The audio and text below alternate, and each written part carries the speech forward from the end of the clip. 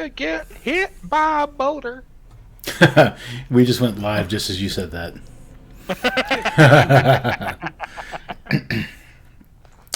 Good evening. Welcome to Legends of the Borderlands. I am your Dungeon Master, Mondo. And yeah, we're talking about bad bad lip reading with Carlos. Hello, everyone. Michael. Hi. Justin. No, not Justin. Yes, no, Justin. Okay, yeah. Diego. Yeah, I don't have everybody's name like 100%. Gavin is the one where you're missing. Yeah, we'll be together. And Evan. West Side. And Evan has another new picture for Nanok. Yeah. And this will be the final. Yeah, this one looks more like the way I'm guessing he's supposed to look until you give me something else, like if you draw your own thing. This will be his final his final picture. Final evolution. Yeah.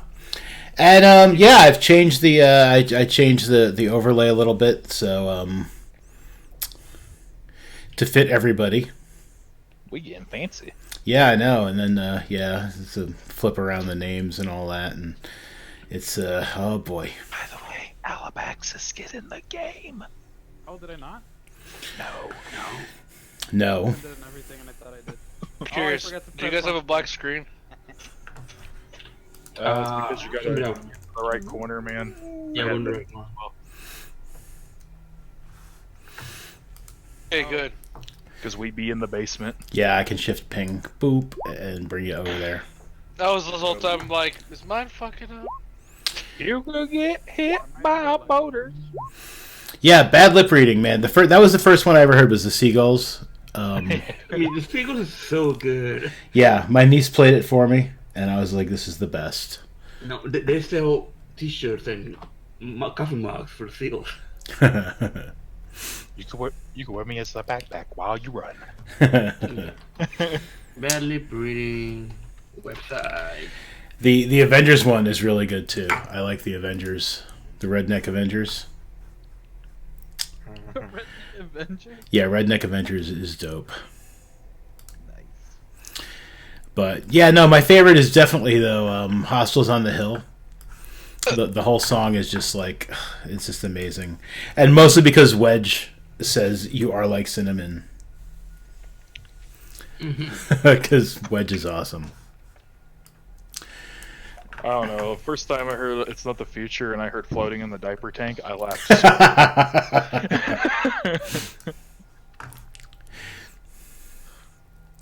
No, yeah, that is good. Yeah, those guys are just good. They're just good guys. Yeah. Oh man, so yeah, so we are short a half orc today, but that's probably gonna be okay, right? Yeah, that's gonna be okay. I mean, you guys are trapped in a basement. It's not like there's gonna be anything like happening. Yeah, we're gonna grab a copy and pass it through bar. We're aware of. So who would like to give us a recap of what happened last week? The vicar locked us in a damn basement. That's what happened. That's true, he did. You know, after we kindly dug up a lady's grave, Mm-hmm.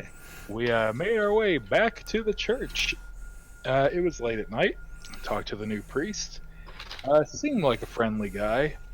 Talked to him about how we ended up taking out the dudes that killed the previous priest, and about how we needed to check out the statue. And he was kind of curious that we knew about the statue, and he was like, "All right, well, I can let you guys down there." Well, because we didn't want anything to happen to the guy. This might all be Draws' fault, because he was like, I really don't want you to get hurt, bro. You can go upstairs. So he's like, "Oh yeah, I'll let you guys be at it." Well, statue rose. There is a chest with divine magic on it. We couldn't get it open. We broke the lock trying to pick it. I broke it. And now, whenever we got back to the ladder, We knocked on the ladder, and we knocked on the door because it happened to be shut. And the priest was like, "Ha ha! I got you." That's where we are. Yeah. Yeah, he thinks you're bad dudes. Yeah. It's all my fault. I'm sure it'll be fine. You could get hit by a boulder. Yeah, so you guys are trapped in this basement. Yeah, so, remember a second, Vicar was gonna go get soldered or something? I want to Both- check out this other. Go ahead. I kind of can't blame the guy for not believing us when we were like, we don't know what happened, then we're like, we're actually the ones that killed him. Yeah. Well, you know, if Yeah, we were I mean, that's upfront why I the like- entire time and Carlos didn't try to be deceiving, we might have got there. The thing is, we can't tell everyone that we're fighting weird creatures. Well, this dude's at risk though, so I thought it would be okay. Yeah. The last priest that was here died. Anyway, do you think he would have believed us? Possibly. Somebody say something to him while I loot this office back. Can I? So- Let me get into roller with. Thinking in that office, we've already looted everything. we You could have. are related to here. There's nothing here. Okay, so if I remember correctly, the vicar was gonna go get us, right? Or he's still there? Mm-hmm. He was still there? Yeah, I mean, you hear him moving around upstairs. Okay, what was, I can't remember the name of the sergeant in this area, or Yeah. no, not Magnia, the one that's in charge of this. Oh, the one that we were in the prison talking to. Yes, what's his name? I don't got a clue. What is his name, DM? I don't know. Oh, should be right. I don't think I wrote his name down. Oh, I don't write nothing down. Not D&D player. Let me see. What do I have? I keep Russian terrible notes. Kayovich. Russian Oh, Kayovich. Gregory. I should write that. There we go. I found it, I think. Go down. Hey, Vicar, can you get the guy who keeps an eye on town, Gregory, for us, please? I'm not a vicar. Brother! I'm not your brother. I'm not your brother, guy. Man of the cloud, can you please get Gregory for us? The one who's in charge of town, keep an eye on town. Why would I do that? Because we've talked to him before. He knows about what happened here with us. He knows everything. He can vouch for us. Give me That's a persuasion check. That's whenever he draws the elbows Roldar and just states, he doesn't know everything. Shut It's like a whisper. He doesn't know everything. Yes. That's really good. You might have persuaded him to I might not. have. But that's 24. That's really good. Let's see how he feels about.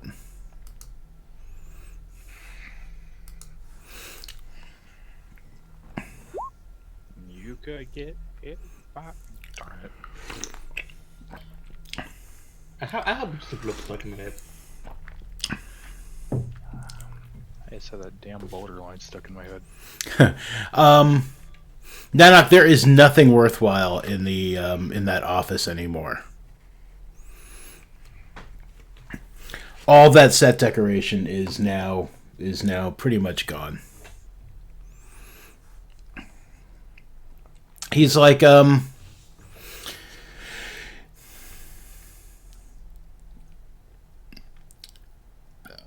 how do I know you won't just like you won't kill him too?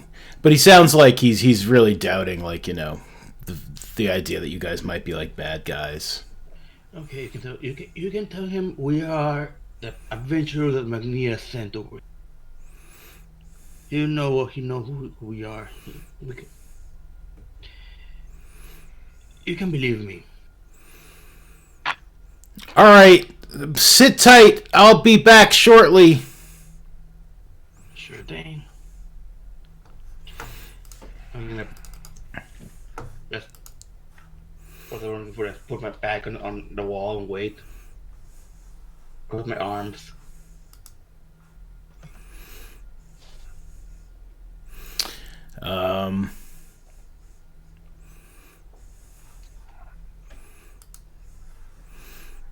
Yeah, so he leaves, and you hear him like walking away. He's like, you hear footsteps, and he's like, "That's me.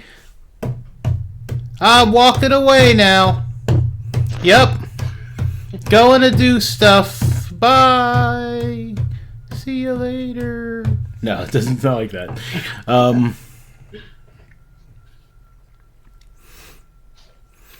So he leaves. He's like, I'll ask him.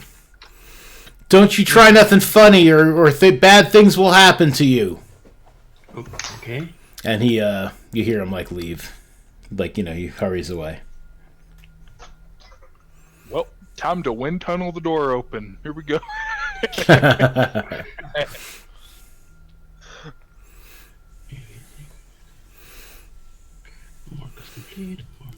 Are you guys just gonna hang out and wait, or are you gonna do anything else while you're down there? I'm just gonna wait there. I mean, I'm gonna chill. there's nothing we can do right now. Okay. Can we hack at the door? Like the basement door? The trap Oh yeah. Yeah, let's hack. I mean, in theory, you could. Yeah. I mean, there's nothing. No, but let's wait. Let's wait. It defeats the point of knock, kind of, but If it's the point of what? No. there's a spell called knock. If I knew it, I could open this in a jiff.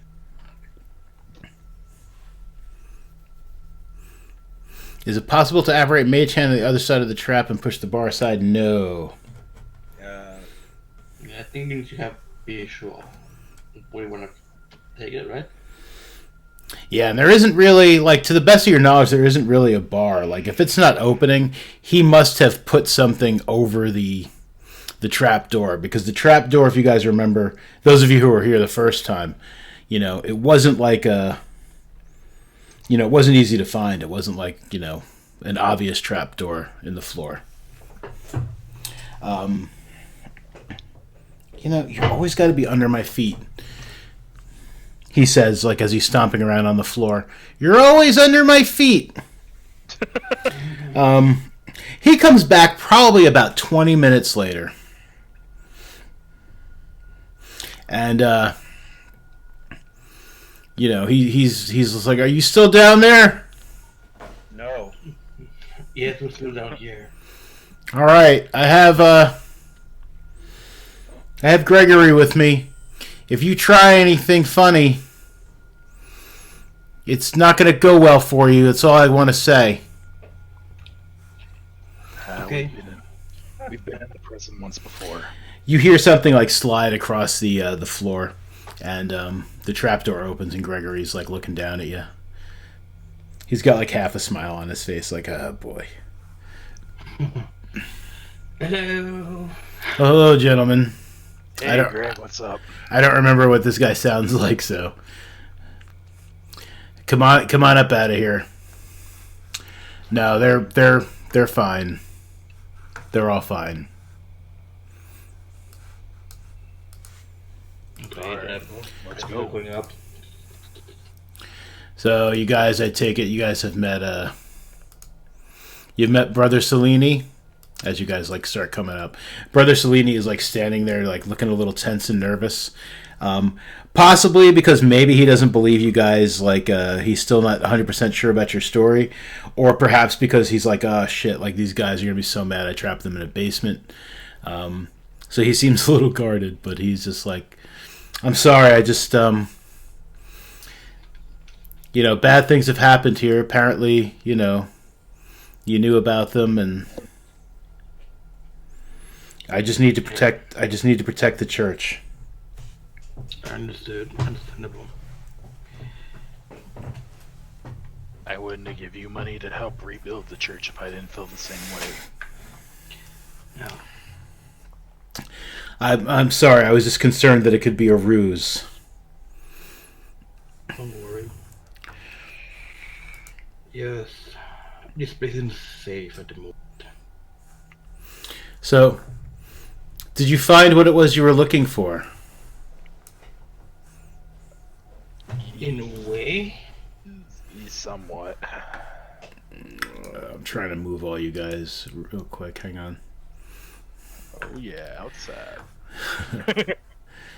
I'll just put you all in the church proper. Yeah, so he like leads you like out into the church proper. There's really not a dead priest there, and you know things are in the process of being repaired. Is Gregory still here or no? Yeah, he's There's no still dead. there. I just don't have a token for him. Okay. But I can whip one out. Oh, it's cool and all. I was just curious who he was there. Yeah, he's still there. This person I'm next to?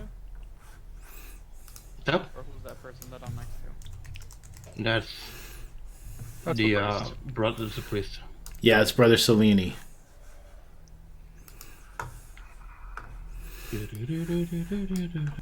God damn it!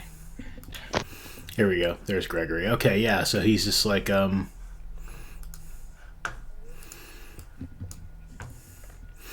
So, Gregory, he just goes and he's just going to sit down on one of these pews here and just look at you guys as you talk to Brother Cellini. Brisham is unusually quiet. Yeah. Alright, so... Well, might as well start the questioning. How would I start this? Brother, do you know anything about that chamber out of curiosity? I mean, I know it's there. What sort of information are you looking for? Can you be more specific? I mean, So, whenever we were first up here, we informed you of the, we informed you of the rat, right? The rat that we first came in here and we helped take him out, right? yes, the were-rat. Yeah, exactly. Thank you. And you said there were some Zvarts? Yes, exactly. So, and Gregory knows for sure of the Savarts. We've told him about the Savarts. They told me. And my question is, we were able to find a jewel that could open, that went with the statue of Sehenin, but a celestial chest is below it, and we think that is what's pulling these were-rats and everything else to this church. So it does put you in danger. I see. I am able to take care of myself. What sort of danger? Just more were-rats? That's something that currently we don't know what's in the chest. It's protected by celestial magic. We can't open it. No, wait. It's more lupine creatures. Were rats, were wolves, were bats. What we're talking about. There are different sectors, sections of this cult.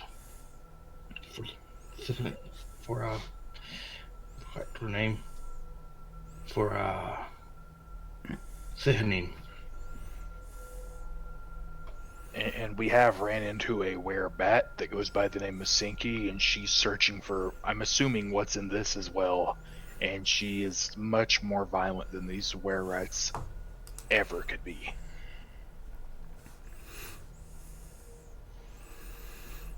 So where is this chest now?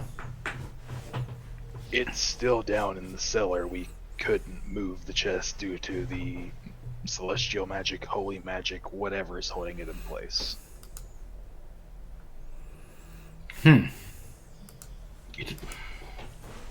It's also behind a mechanism also that is hard to get. Only we know how to get in. So obviously I'll keep that to myself.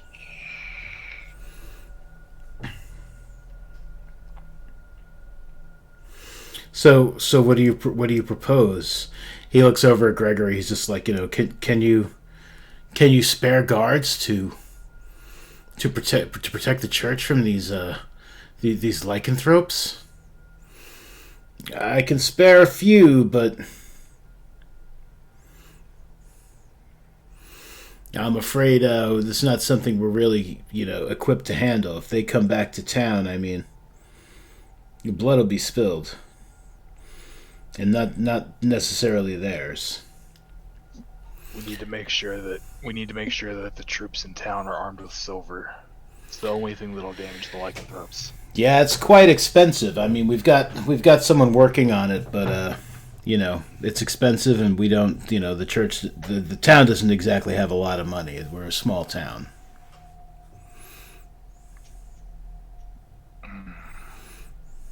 I wonder if we could send a message to Major McNea if she could possibly find silver in some sort.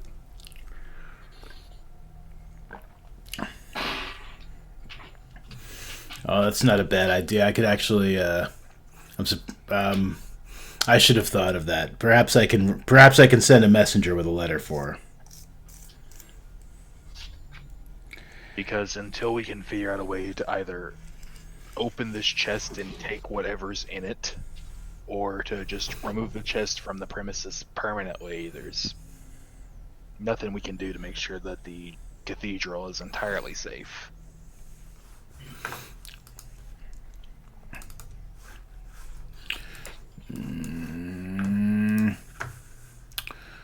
Boop boop boop boop boop boop boop boop boop boop boop boop.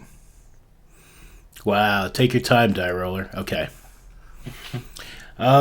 What's stopping you from taking the chest? Is the chest you said was magically like placed there, or? It's protected by magic, some holy style magic. We didn't have a key. We don't know if you would have a key, but well, we accidentally broke the lock trying to open it. I see. I just looked the other way. Yeah.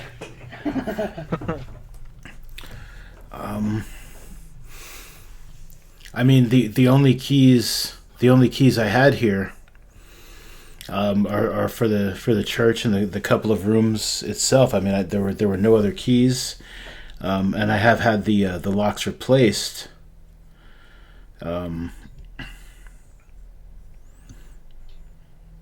And strengthened. So, yeah, no, I don't have a key.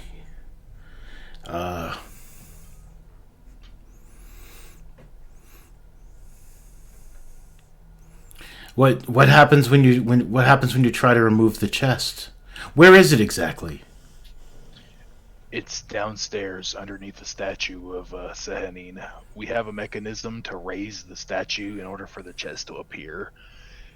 But we removed it just for safekeeping because if they have to get to the chest, they at least would have to get through us to once again open it to get access to the chest.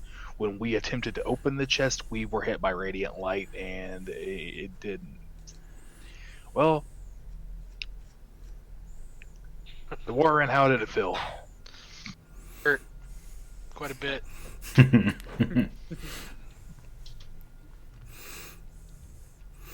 So you're unable to remove it from the basement altogether. We don't know if Nanok could possibly use his magic to move the chest. We don't know. We haven't tried that option as of yet. Can only list 10 pounds. It wasn't a very big chest. Oh.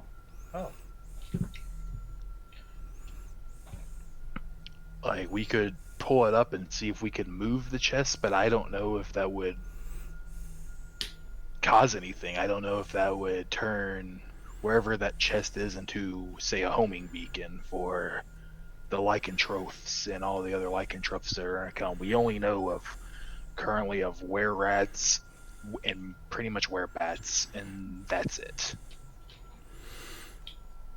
So this is probably what they were searching for when they first attacked El Hilo and attacked the church. It's what our conclusions came to, yes. And then after they were repelled, Gregory says, he's just like, they snuck back in here and continued searching. So, yeah, I don't know if it's going to be some sort of beacon or what, but I'd say it's a safe bet that whatever wants that chest is going to come back. Most likely, but they don't have a way to get to that chest. But we don't want more innocent blood, so we need to think of some way to move it. Yeah. Let me change the Sirenscape. This is like... Oh, you activated it? Oh yeah. Yeah, no, it's just like weird. It's just weird basement noises. It's like, it was like a magical resonance and just something called discomfort. And it is discomfort. It has getting very uncomfortable listening to it. So I'm going to change back to like down day or something. There we go. Since you guys are out of the basement, yeah. There's people out in the field and streets. There we go. Okay. Since we know the majority of the underground is, it's not going to put any of our party members at risk, we could see if Nanok could possibly lift the chest, and some of us could stay up here to accompany you if your trust is still iffy. I mean, Gregory says you're all right, and I suppose I'm just a bit on edge, and I reacted without thinking. I do apologize, and he gives you a little bow. Nothing to worry about. You can never be too cautious. Perhaps. So, guys, how do we want to go about this? I'll go get the chest. Nanok will need the jewel. Yeah. I'll go down with you, and So I go down and It's left side. oops. Oh, you don't need to actually go down there. Yeah, I mean we Okay. can just role play it out. Nothing bad's gonna happen down there. All right, so Roldar, you're going down with him. yeah, I'm going down with him. Okay. I'll stay up to accompany. Mm-hmm. Same. Okay. And Roshan was just being there. I guess Rasham will hang out with me. We'll Yeah. talk about while they're down Cooking. there. While we're down there, I guess the priest and the guard and Rasham and I converse over lizard folk eating, since he was interested in it last time. Sure. Ooh la la. Okay, so you others get down to the basement, and mhm. Yeah, I'll go down and say, I'm so sorry you ended up in this situation with us. But I put the jewel on the statue. Okay, yeah, you hear that grinding again as the statue raises up, and again inside this, this niche, this cubby underneath the statue, is the chest. Yeah, I mean it's only about like a foot wide, probably about 9 inches high. Yeah, it's not terribly large. I guess when I said chest, yeah, I mean that's kind of like a.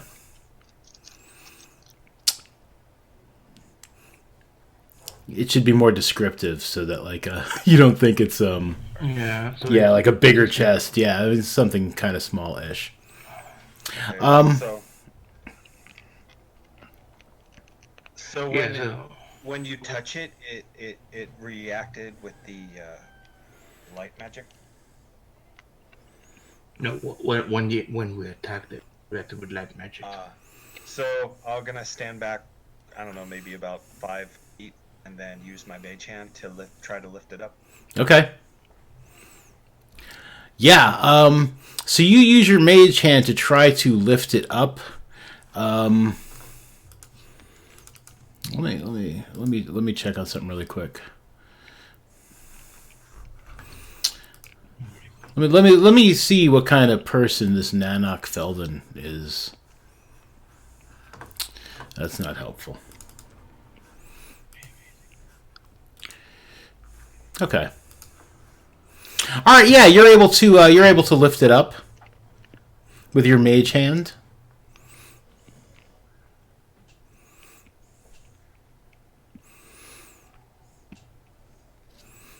Okay. We scan here with. Okay, I'll walk it with me upstairs. Sure. Yeah, you pull it out of the little niche or cubby that it was in, and it starts glowing with this like pale moonlight, but nothing bad happens.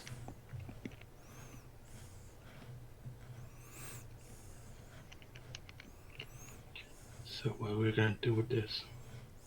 So I'll take it upstairs. Okay. So, Roldar, Tress is gonna look. are you leaving the statue in the up position? Oh no, yeah, good point. I'm gonna go back and put it back. Okay. Yeah, put it back. Yeah, you hear the grinding. It goes back down. So, while up top, Dresta is going to ask Gregory. Mm-hmm. Gregory, I'm sure the spell. It's going to take a while if we have to move this chest with the spell. Is there any? Did you bring a carriage with you? Anything possible that we could possibly transport it to town and find a safekeeping place for it? I know. I mean, I just walked down here. I mean, it wasn't far. So would Mage Hand be able to get the chest back to town so we can find a way to transport this thing? Yes, as long as it doesn't leave 30 feet. Right? Yeah, I mean, it ends after a minute, so I mean, you could always recast it. I mean, it's a cantrip, but I mean, I don't know if Yeah, it's You gonna know. take us a while. Yeah. Because of any way possible, probably the best option we had would be to take it back to the fort with Major McNeia to keep it under control. Would be the best idea we have currently.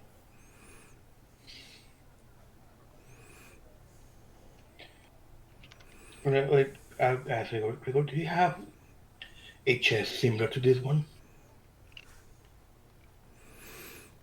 you're asking the priest. Gregory. Oh, Gregory. Yeah. No, I've never seen anything like this before. He's like, this is quite.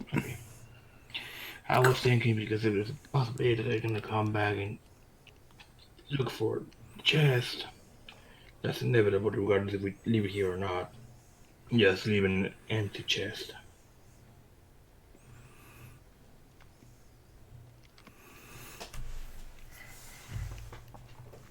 So just kind of empty space. The brother Cellini. It's like I have a chest roughly about the same size. I mean, it doesn't look the same, but I mean, it's about the same size. That could work. Yeah, put it there.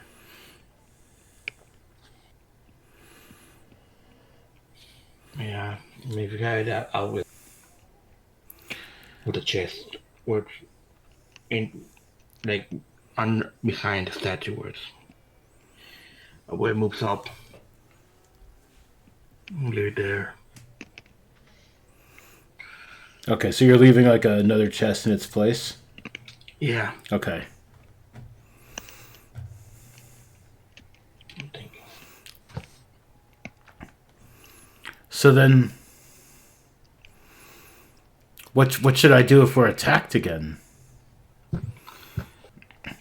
I mean, what if it's the knowledge that it's supposed to be here, rather than like some sort of beacony thing?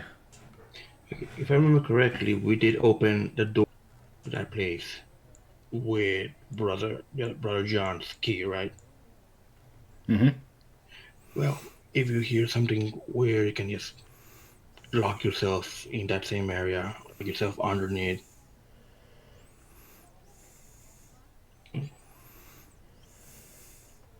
Honestly, that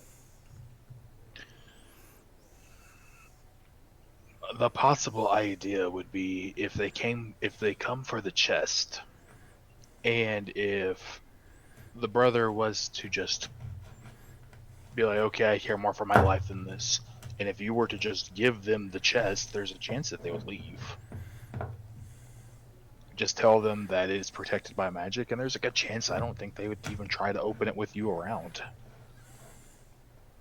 Could be. Okay, all right. Well, I'd leave and just leave them to come in here.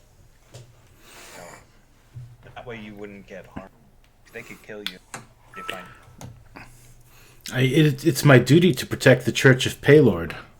Paylor. Paylord. What the fuck is wrong with me? Hey, Lord.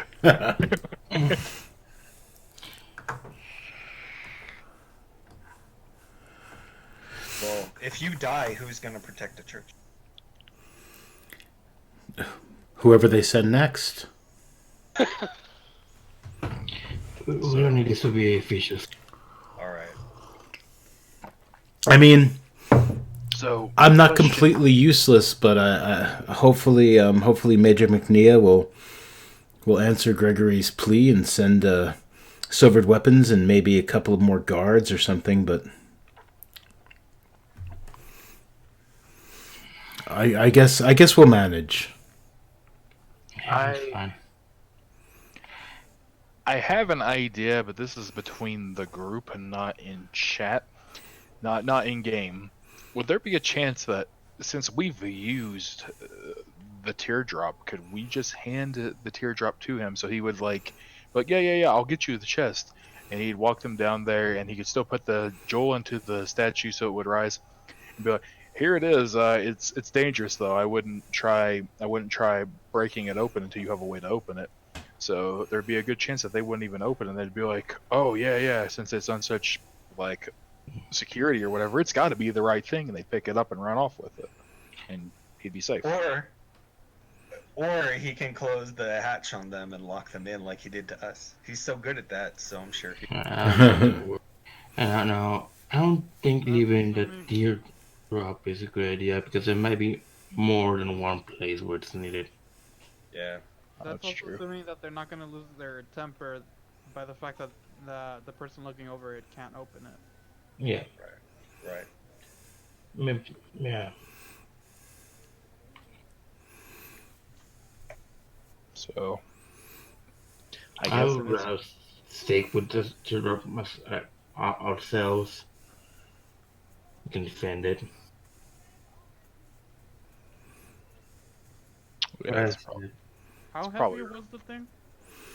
It's not heavy. It's like maybe a couple of It's a jewel. pounds. Yeah. the teardrop is a jewel. Oh, the jewel is it's like super light, but Oh no, I meant the chest. yeah, I mean it's a couple of pounds. Let's go ahead and call it literally 2. 2 pounds? Yeah, it's not a very large chest. It's a very small chest. It's made out of some like very strong yet light looking wood, which is like glowing with a moon-like radiance. Does the chest have any rings near it, like to pick it up? No, not the way I'm picturing it in my head. The way I'm picturing it in my head, it's just The box of wood. yeah. So I mean, there's definitely like a hinge I could offer to carry it in my. and a lock. Yeah, a broken lock. If we're looking to what's the word I'm looking for? Relocate the chest, and we want to keep the teardrop. I don't mind carrying it back. Or is that not what we're trying to do?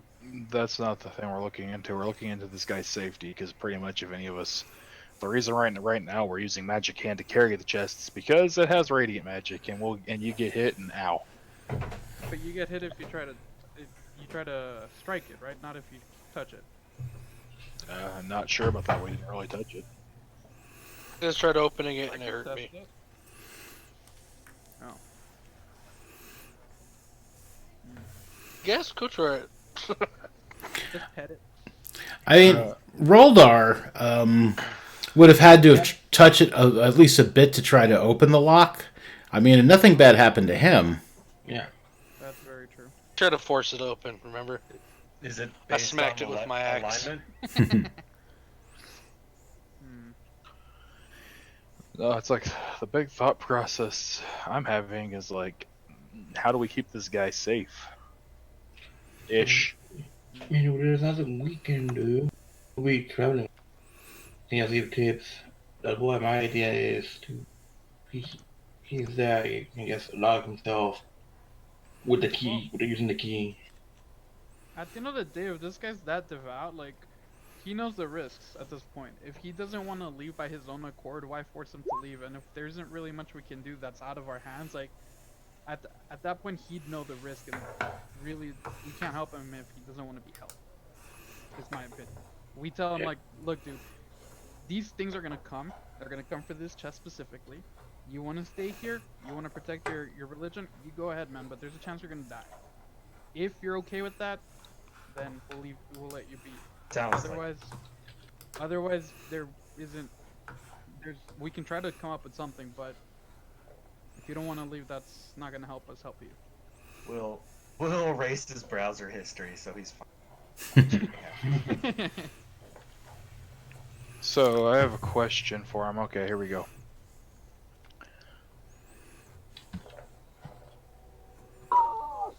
But sir,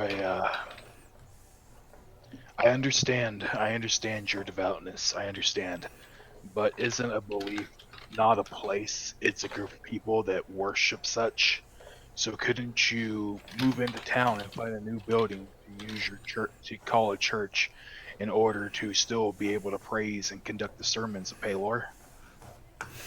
Oh man, what a philosophical issue you've raised here with this poor dude. Gonna kill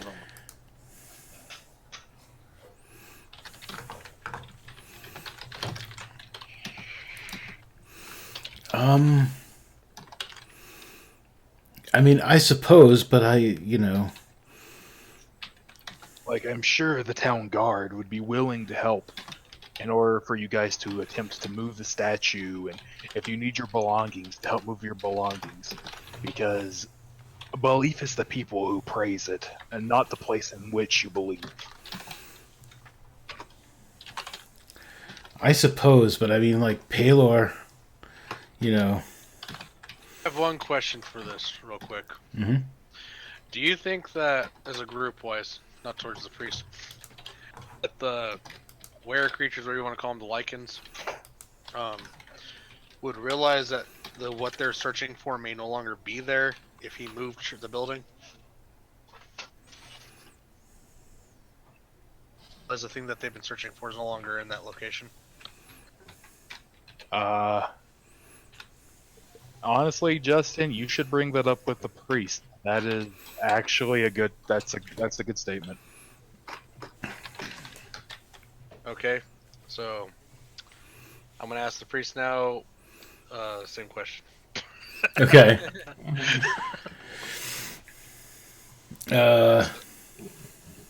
Just think about it, sir. You would be safe, and as long as you're in a different location, at least until all of this wears down.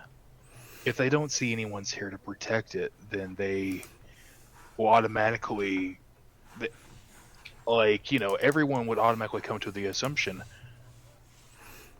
if no one's protecting it, it can't be here. I mean, and right now it's kind of easy to do that because we can put like a sign that says it's under reconstruction. We can put under reconstruction. And do it The as fact is. that they've already searched here and couldn't find anything. But I won't stop him trying again. I mean, I suppose until more help arrives, I suppose. I mean, I'm uncomfortable. I mean, this place is consecrated to Paylor,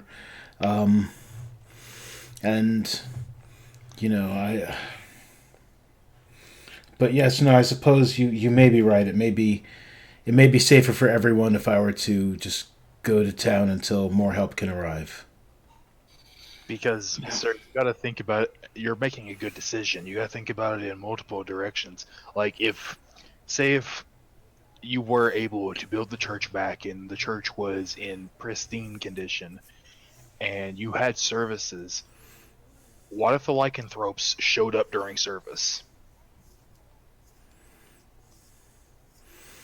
Yeah, yes, I suppose that would be very bad.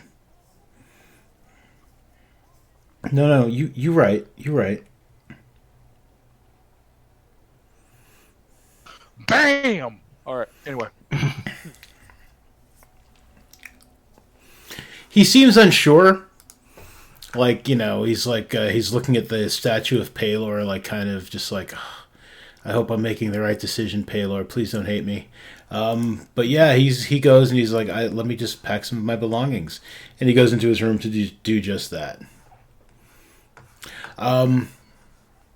Nanak, you had asked a little bit ago in chat if you could deduce that the spell is alignment sensitive. You can do some sort of like intelligence check on that. Religion or Arcana, perhaps, whichever you're best at.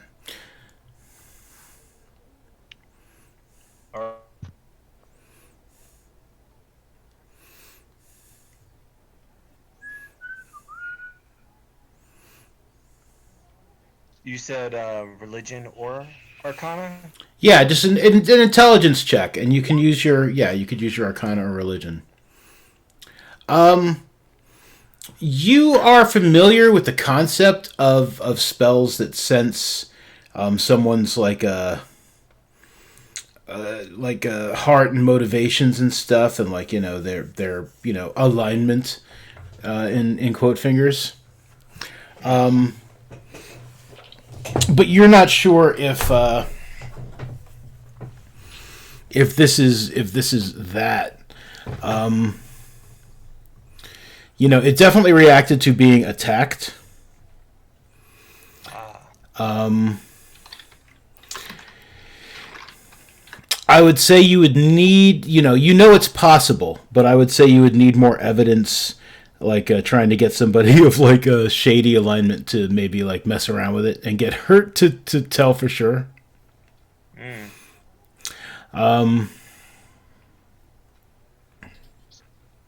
So next time we're attacked by robbers, if we're attacked by robbers still holding the chest, hey man, you can take this.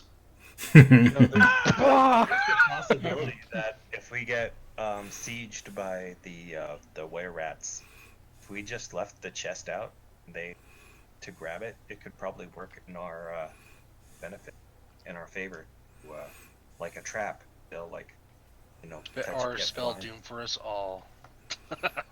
Well, yeah, it could set the church on fire. We don't know that. Just be handing them the weapon, and they're like, "Thank you."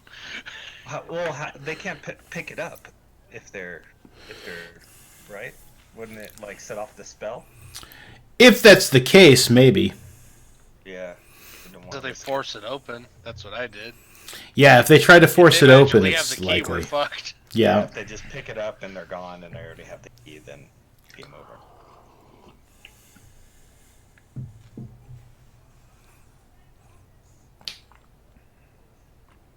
Okay, well that's together. We gotta figure out a way to haul this chest. Actually, we already figured out a way to haul this chest. Alabax is gonna carry it on his back. Well, I guess we're good. Yeah, you can fit it.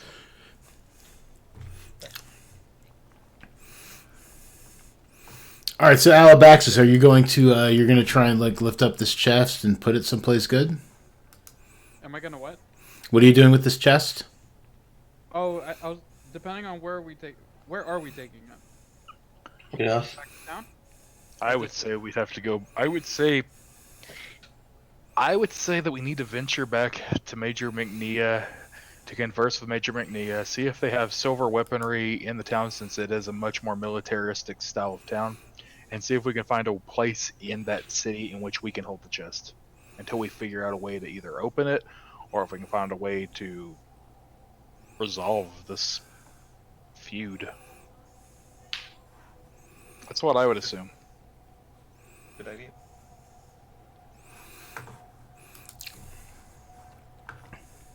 So I guess we're going back to the big city. Okay. And also, I need the guys. We all need to have a good look. I'm gonna state this in town. Actually, what's the name of the chick that does all the old lady that does all the magic spells in the city we're going to? What's her name? Mora, There we go. I believe. I play too many games of D&D. Let me just double check that. Oh, Moira. Mora. Yep, Mora. Is Rosie your girlfriend? Yeah, Moira. That's my lady. Anyway. Yeah. She knows vast more about these type of spells than I do. Should we venture to Mora's just to see if she has any idea, like, what kind of magic's protecting this chest? I'm okay with that. Sure. Like, she seems to keep everything under wraps, and she seems to stay to herself, so it's not like she's going to go tell the whole damn town, because, well, most of the town probably thinks she's crazy. He's the one behind it all. End up being right on down the left mess. And give me a second, guys. I'll be back real quick. Sure. No question. Yeah. When it comes to D&D, just in general, how hard is it to find a bag of holding? I'm just curious. It's not hard, but it's generally not easy either. It's not hard, but it's not easy. It's something that's normally found. So here's my thing about bags of holding. Let's talk about the bag of holding for a moment. You can find an enchanter. Yeah, I mean, you could have one made. It takes time and money. You can find them. It's easier to find them out, like, by killing somebody and finding out they had a bag of holding, or, like, going into some abandoned ruins and finding a bag of holding, than it is to purchase one in a store. The way I kind of see a bag of holding is, it's like, I mean, I don't make them like super expensive. I use the same magic item prices. It's kind of pricey if you can get one. What is it, like 5,000 gold pieces or something, I think, is what the same magic item prices, which is an excellent source for any people at home. You can find it at the Giant in the Playground forum. Same magical item prices. I'm also going to I'm going to share that link in the, because this is what I use for my magic item pricing. The suggestions for magic item prices in the official rules vary wildly.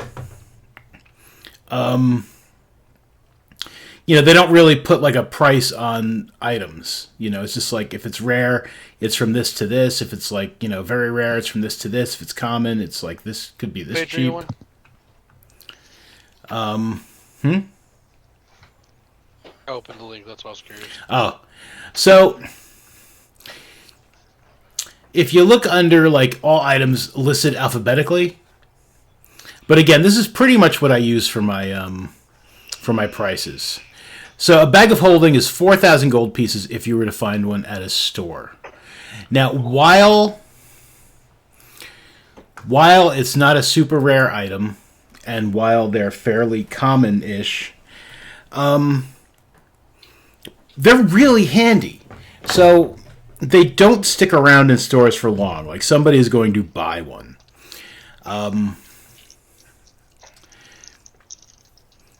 It's possible that one might appear at a store, and that would be the price.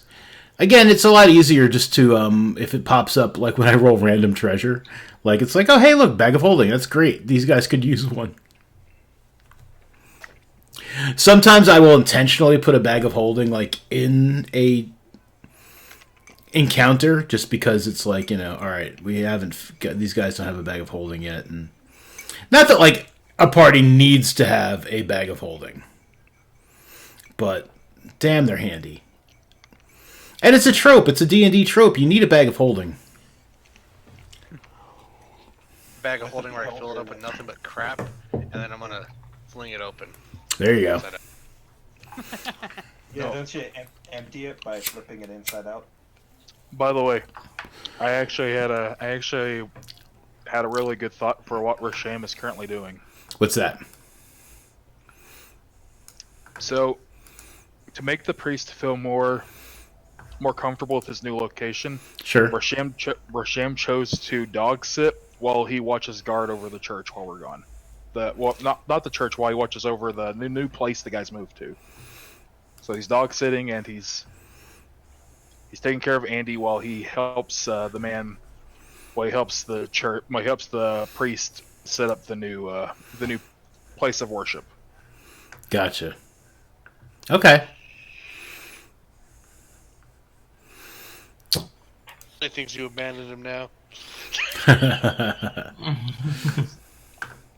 Hey, if any of us ever have to miss any of us ever have to miss, we know what to do. They're dog sitting. There you go. Yeah, I like that. They're dog sitting.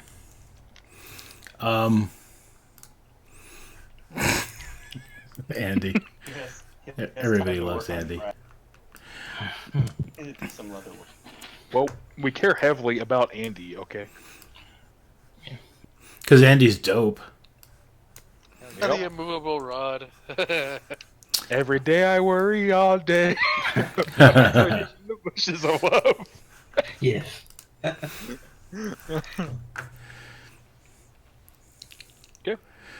Yep. So I guess we're on our way back to Rovehelm, right? Yeah. And is there a possibility that Gregory the guard would like left us a wagon to carry? Actually, never mind. He's holding on his back. Never mind. Thinking of different things. Sorry. 2 pounds. Yeah, so Alabaxis, you're gonna like pick up this chest and try to carry it around? Yeah. Okay. You sure? Should I not? No, I'm just fucking with you. Yeah, you pick up the chest. Yeah, nothing bad happens to you. I mean, you're able to pick it up.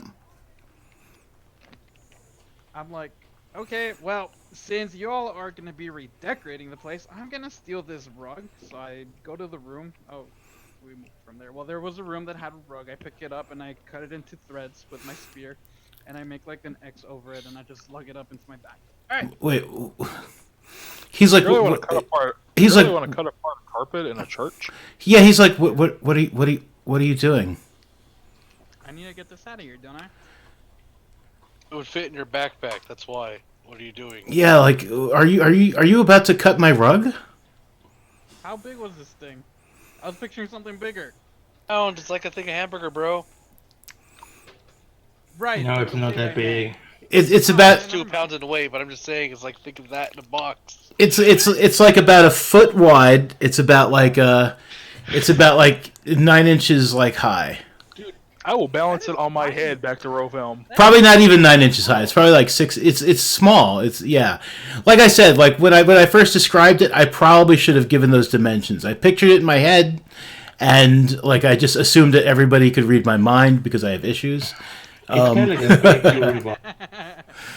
Right? I don't know, the chest that I pictured was probably like 3 feet wide and like Like, 2 feet. have you ever seen like a high. music box? You open up and the little ballerina spins around. Yeah, It's like I that. have a keyboard in front of me, which is no bigger than like 1.5 foot. I can picture it now. I thought it was bigger. Yeah, It no, required like 2 hands and like you like lift with your legs type of thing. no, yeah. I understand. Like, yeah, Putting it into my backpack. yeah. No, I absolutely understand where the disconnect is. But yeah, no, definitely not. It's like it's you're good. Never mind, that never happened. It was just in my head. As it always was. I can't find Andy's picture. Where did I put Andy's? Oh, there it is. Okay.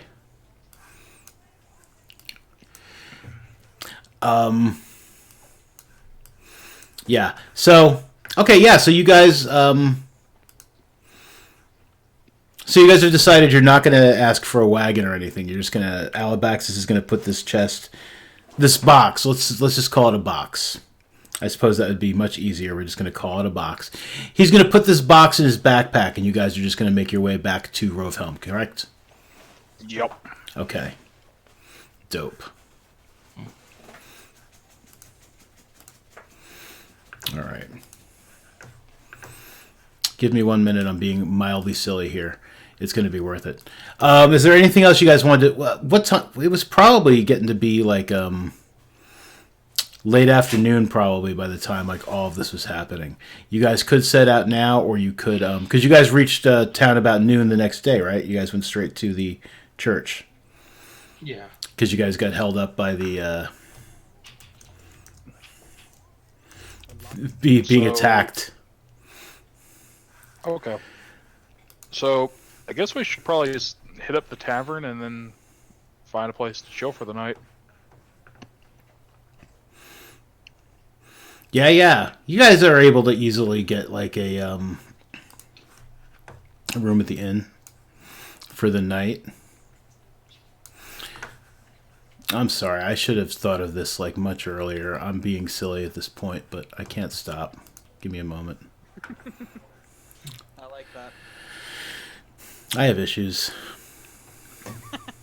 Well, we already got appropriate music, and we're at the tavern, so I guess it's while we're working with this, we could like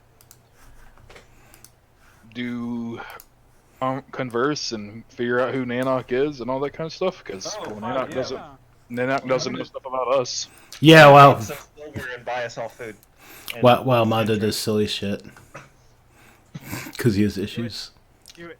I'll just buy food. You guys can handle it.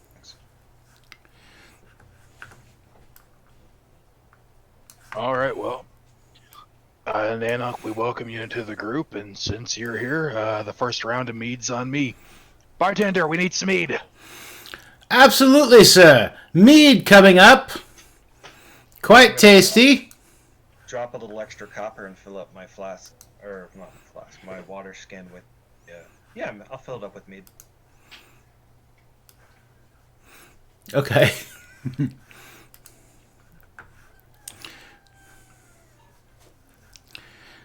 Yeah, you fill up your water skin with mead. He's just looking at you strange. He's like, I mean, it comes in a cup. This is for later. This is just future. I'll have some now, of course. Okay. Yeah, so It's a growler. It's a growler, right? Growler.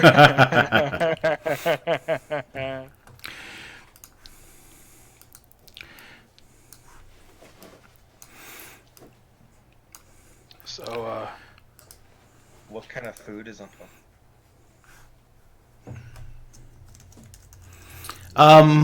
I mean, they have like we have Good dwarf. we got chicken, we got mutton, we have some venison, we have some lovely vegetables, we have some fruit, we have cheese, we have bread. Basic food, good food. draws his mouth by this point is watering. He's like, that Yeah, me venison too. sounds amazing. Let me deduct enough fare for everybody. Yeah, this a silver piece would be enough for meads all around, like and they leave like a. What about No. for everybody getting? I said I was doing that, so I dropped this over. Okay, and then for like for a really nice meal for everybody, like that would be like drop another gold. That sounds reasonable. How much? A gold. Sure. So that would be all 10 of my silver. You know what? I'll get it. I'll give the gold. Oh well, thank you. I'm embarrassed. Don't worry about it.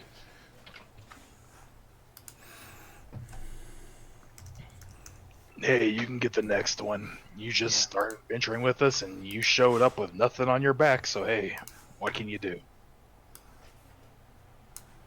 Would there be enough time for me to run to a reagent store to grab reagents, or should I save that for the morning? Yeah, what is it you're looking for exactly? Just to stock up on, my basic items. Yeah, you've got time to go to a store. Like if there's nothing difficult that you're looking for, you could just like spend whatever it would cost in the player's handbook.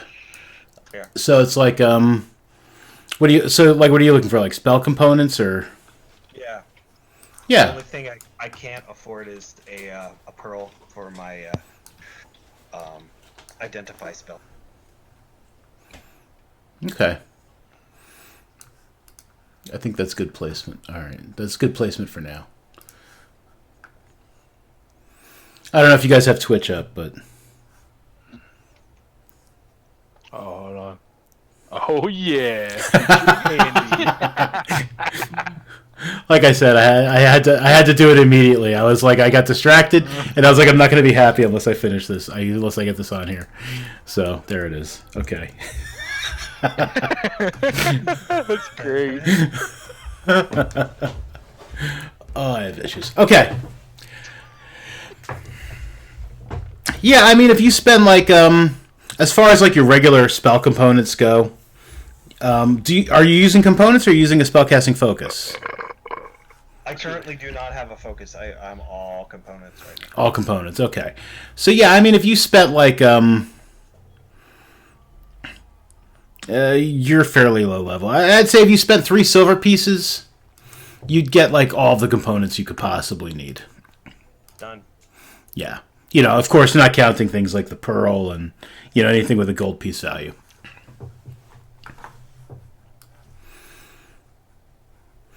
Yeah, so, yeah, you guys can talk with What Nanok. about, Yeah. So for a future spell, a spell that I don't even have yet, to summon a familiar to get my brazier and all my herbs, how much would that cost if I get it now?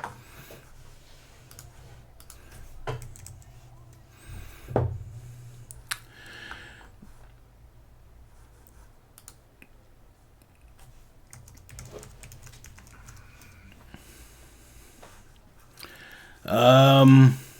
bu- bu- bu- bu- bu- bu- bu- bu.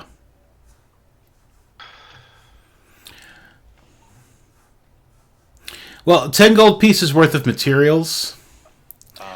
And I mean, I guess a brass brazier. I mean, I don't know, 2 gold pieces for like a small brass brazier. I'll have to wait on that. Yeah.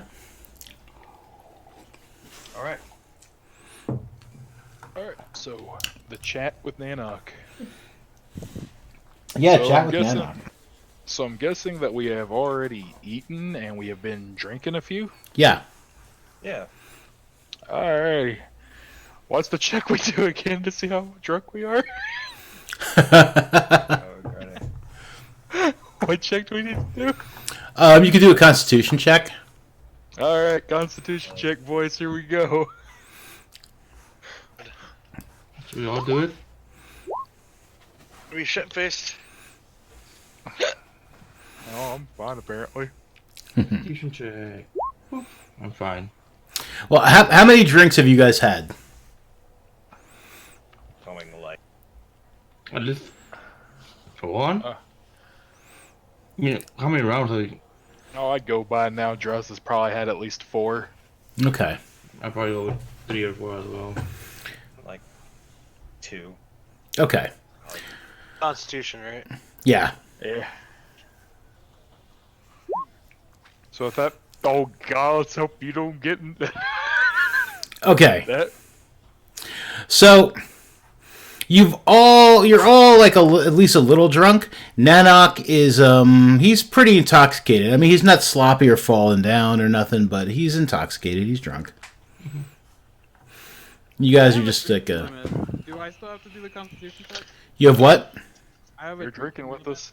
If you're abstaining, then. Not necessarily abstaining, but I do have a drinking limit in terms. Like my character has a drinking limit. So Well, so how many drinks are you gonna have? 2. Okay, I mean, give me a Constitution check. Picture you get like slosh like crazy.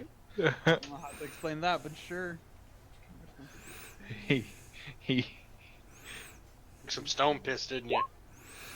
Yeah, no, you've got you've got a little buzz going on. I mean, the stuff is like potent. You know, they got some good stuff.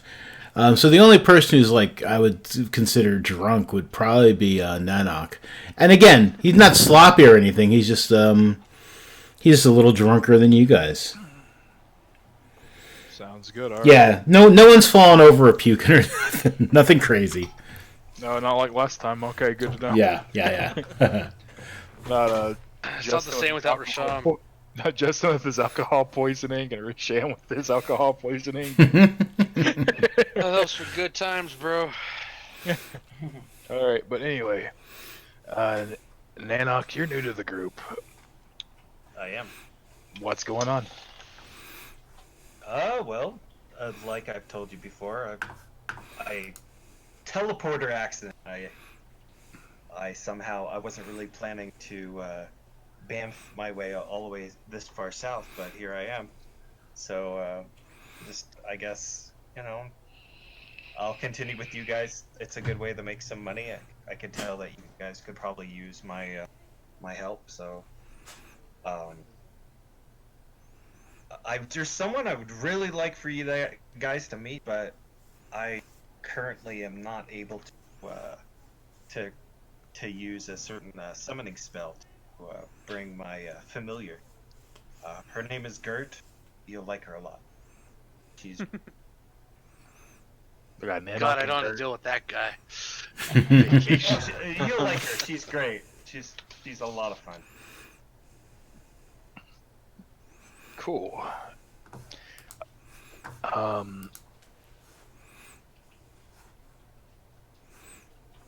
So, how did you have a teleportation mishap? You see, my father is a famous archmage. In the White Hall's wizard school. He taught my brothers and my sister all sorts of arcane secrets, and as we were all trying to prove ourselves after graduating from school, I was very eager to impress my father. I made a mistake, a teleportation spell which I've never quite figured out how to use correctly. So I accidentally made my father perhaps dead. Oh, We think he's dead, but my family and my community did not like that, so I moved away. I moved away and I just started walking north in shame, and I found my village, and furbolgs and some humans were living there, and I met a woman and started a family and had some children, but I still have not given up the itch to create a teleportation ability. I'm trying to self-teach. I really don't have the right lore to the research. I mean, there's no libraries in the small town I live, so I just trying on my own, and every once in a while I try, and it's never a good thing. It's always bad, and this was bad. But I'm here now. At some point, I'll probably need to communicate with my family to let them know I'm still alive and not following the path of my father. hopefully not bothering some other people. What? You're not fathering anyone? Is there a barmaid around? Yes, did you need something else? Yeah, get Way me out of one. the conversation. Yeah, get me another. Oh, no, I'm good. If wants and needs are two different departments in my book. I'll bring another round. You can drink or not as you choose. Oh, I'm good. No, I think I'll fold. I'm good. I need Okay. another. Absolutely. Let me. Okay. I'll bring it over. In order But, for Dross to open up to you, he's gonna have to get kind of sloshed. I'll just drink some water. I'm sure I need to hydrate now. I'm feeling a little. Oh, you want to drink water? I Ooh. roll my eyes. I roll my eyes at the barmaid. At this time and frame, you don't want to drink water, bro. Oh.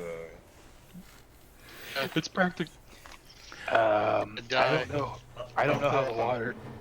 I don't know how the water is in your area, but it's practically poison here. I don't think you can pick that up.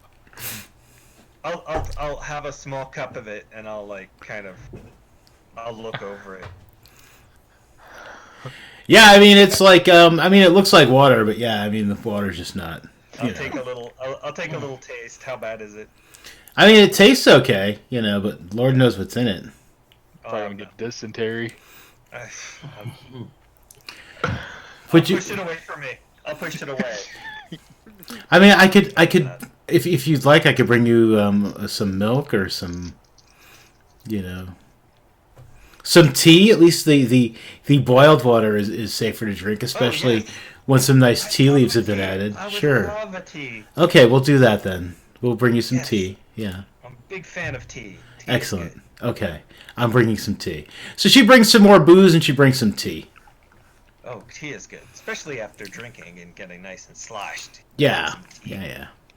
to revitalize you and give you some vigor and vim. And this is it good tea? It's good tea. Yeah, it's pretty good tea. Oh, good. Sure roofied it. Take you somewhere else. So who's still drinking? Is Me. okay. So I'm gonna play a little trick. I'm going to use my prestidigitation to heat up your. Is the mead cold or hot? It's cold, right? Yeah, it's like it's probably like room temperature. I'm gonna warm it up with my prestidigitation. Okay. Piss off the alcoholic. Practically is, yeah. But does Drosden know that you're heating it up, or are you just doing it? No, I'm just being sly. Michael knows, but not Drosden. So yeah, Michael knows, but not Dresden. here's the deal. Drosden ends up drinking it, and they just see a smile across his face, and he's like, "It tastes like back home. It's nice and warm." I We did didn't really that. have- Oh, thanks. We didn't really have any way of freezing or anything, lizard, we're cold-blooded, has to be warm. So this is nice. Yeah, I'm like a human microwave. Anytime you need something, warmed up, I have that. Human microwave.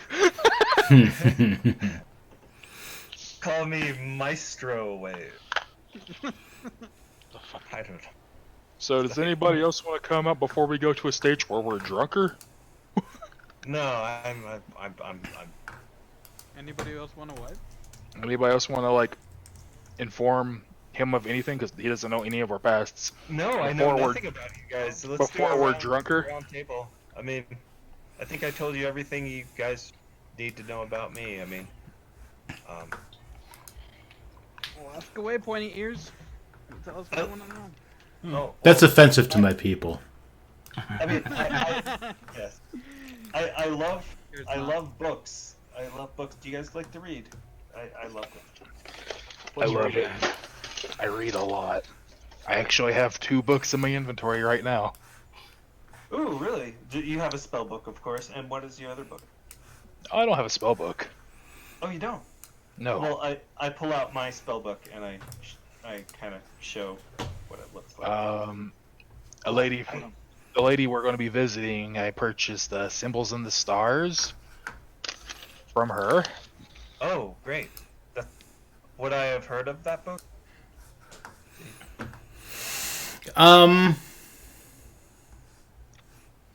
Nah, give me a history check.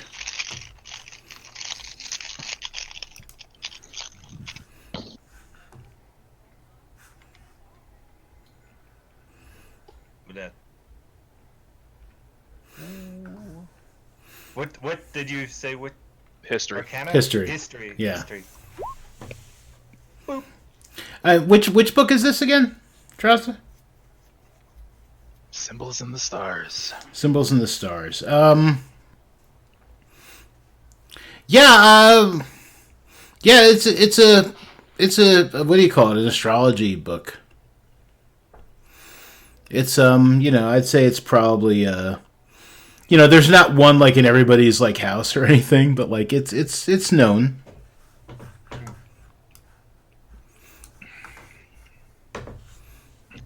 I as well have a copy of the Buried Temple of Thesis.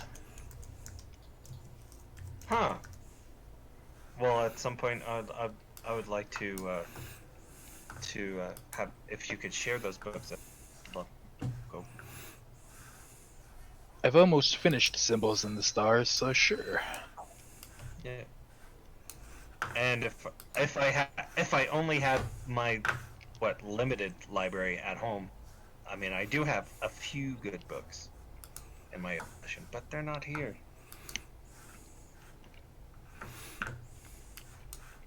So let's see.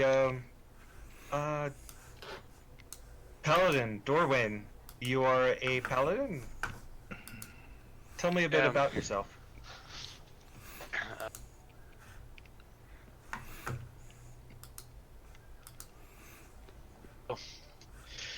Pretty much for me, my family's disowned me.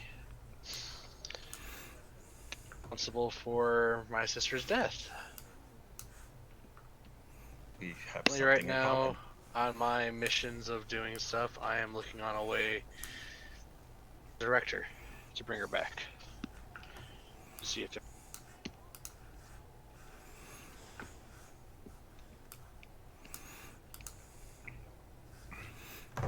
my sword curses me if I attack anything.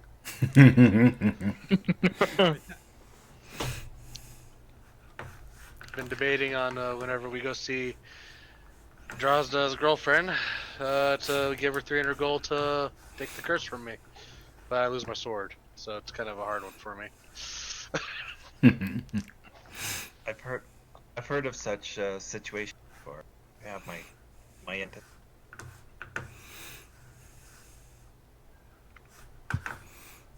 Six for me, my friend.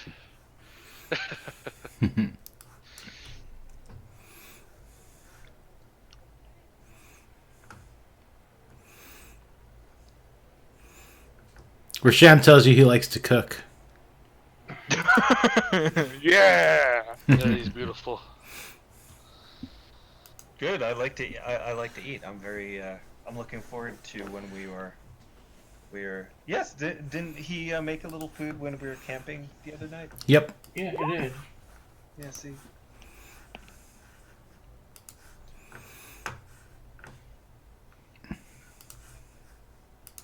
He did. Does anybody have cards? I love card games. We should play a card game. That would probably be up Rasham's aisle. He seems to carry all the games with him. There's this one game called the Peg Game. Man, Uh, we could get cards around here or a dice set. We can possibly dice. Dice sounds like fun. Let's play Yeah. dice. And so by this point, since Dress has had another couple drinks, how drunk is he? How drunk would you like him to be?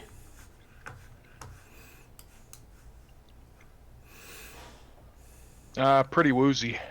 Yeah. Drunk as you want to be, man. All right. So,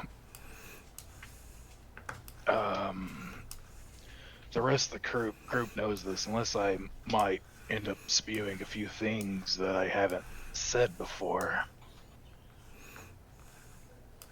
You said you're from up north. I'm from way up north as well. Would I know of his village? I already forgot the name of it. Yeah, I forgot mine too. I had it written. It's on the big map. That's all I know. Mine was something like ice something. Yours was the Frozen Glade, Nanok? Frozen Glade, yeah. No, I'd say that neither of you have probably heard of each other's small. They're pretty far apart. Ildrasic? Oh, Ildrak. Ildrak? Ildrak. Okay. Eldrakic or something. Eldrakic, like that. I don't yeah. remember how I pronounced it. Eldrak. Yeah, I've got it on the big map. Yeah. Anyway, Yeah. so I'm from a small town called Ildrak. It probably no longer. Well, it does no longer exist. It's burnt to cinders. You've probably realized from encounters we've had since you've been present that I have a utter disdain for goblins.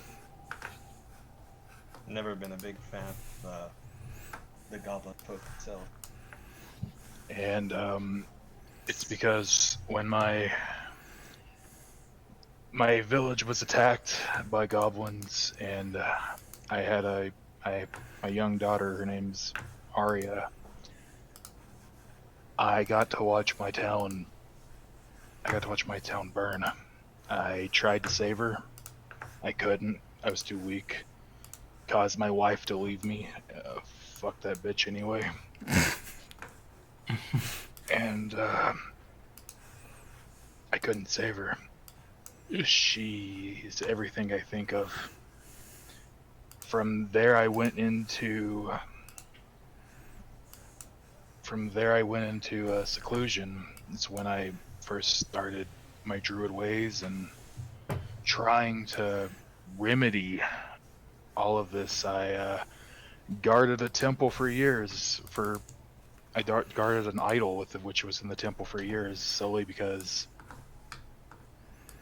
I heard that you could hear the voices of the dead through it. Just because I wanted to hear her voice. She would never talk if she was in there.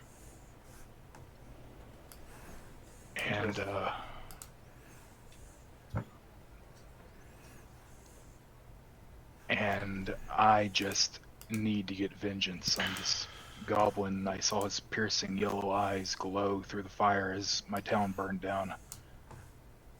I have to get her vengeance. I don't even know his name. At some point, I if come to a where we have the opportunity to enact that vengeance, you have my full help.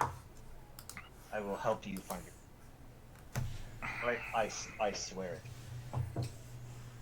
I appreciate it. What deities do you all worship? Are any very religious? No, I don't worship any deity.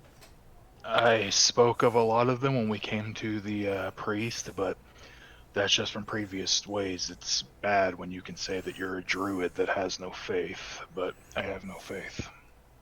No. I mean, I am a mage who has been brought up worshiping the elven pantheon, and especially, I personally picked Erevan Ilsier, who is the elven trickster god.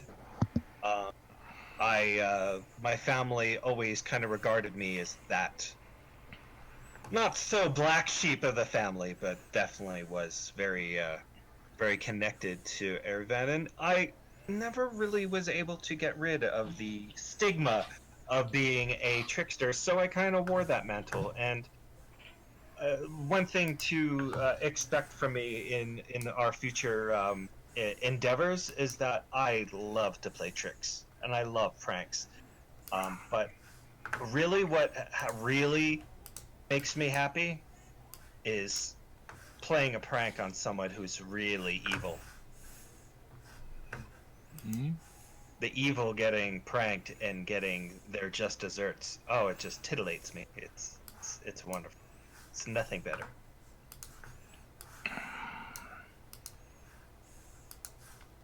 But the rest of the group's seen her. You see me reach into my bag and I pull out a small portrait, and it's of a lizard folk child. She looks like she may be 5. This was my daughter before I went into seclusion for 10 years. I don't have pictures of my children. Can I make a prestidigitation image of my children?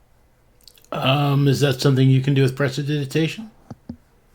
Let me see. Of children? I think you can. Let me call it up real fast. Yeah. Can you? Oh, no, I'm saying it. Yeah, go ahead and bring it up. Oh yeah, here it is.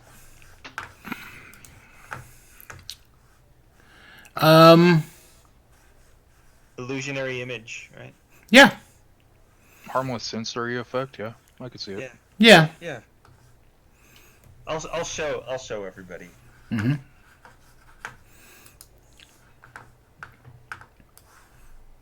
It's a little rough. I mean, it is from my imagination. Or well, not imagine.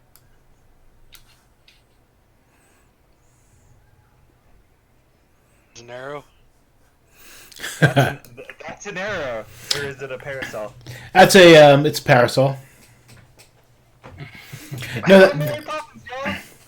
No, that's a direction. Like don't let my thing disturb you and you're talking. But yeah, if you guys, I don't know what your marching order would be if you were heading in that direction of the arrow. So Yeah, so Like the way we exactly are. that's what I figured. Yeah. Shouldn't be there. Yeah, it's pretty good. Did we? So everybody, did we all share? You haven't heard about Rondar, Roldar or Alabaxis? Alabaxis. You want to know about me? Yeah, tell me a little about yourself, sir. Yeah. Well, let's see. I come from the academic monastery. I was born and raised there. We have a little bit of everything. We also accept strangers from the outside just to diversify the fountain of or source of knowledge that we have there. But I was banned from the university. You see, I was playing with goblins a little too much. You see, I also have a relationship with goblins, but it's not that I hate them. On the contrary, I really like them. In fact, I learned their language just by torturing them. It's a really simple language. You know, trying to get them as close as you can to death and then allowing them to die really, really lets you know how they like to talk. But, yeah, they didn't like those methods that I had. I really like death. I really have my ways around death, if you will. But, yeah, that's basic story of myself. They didn't like the way I did things. They kicked me out. I lift my teacup to Alabaxis and go, to Alabaxis, the torturer of goblins. You know, I will drink to that. There we go. To goblin torture. Now, as far as my mask goes, because I know these have been at least wondering about it. Do you leave it on all the time, or do you take it off, or is it off now? No, I leave it on all the time. This is the way. This is the way.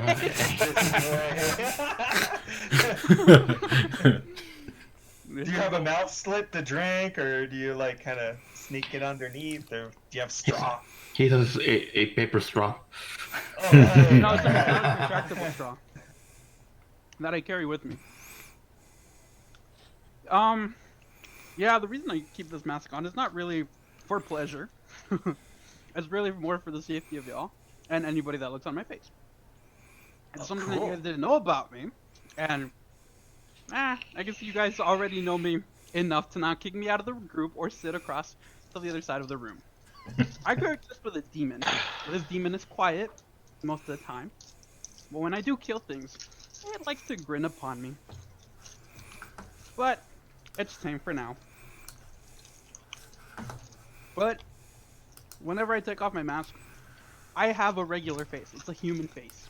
Really, there's nothing to it. But what other people see, they tend to see the face of this demon. They don't like it, they scream. It's easier if I just wear a mask. So yeah. If I were to take it off and show you, you wouldn't see my face. But my It's face cool. No, I would actually. It's quite a fashion statement. Something of that myself.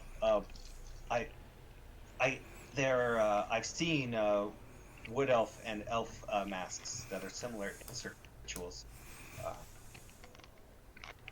The Cernanos ritual, the war dancers, they wear.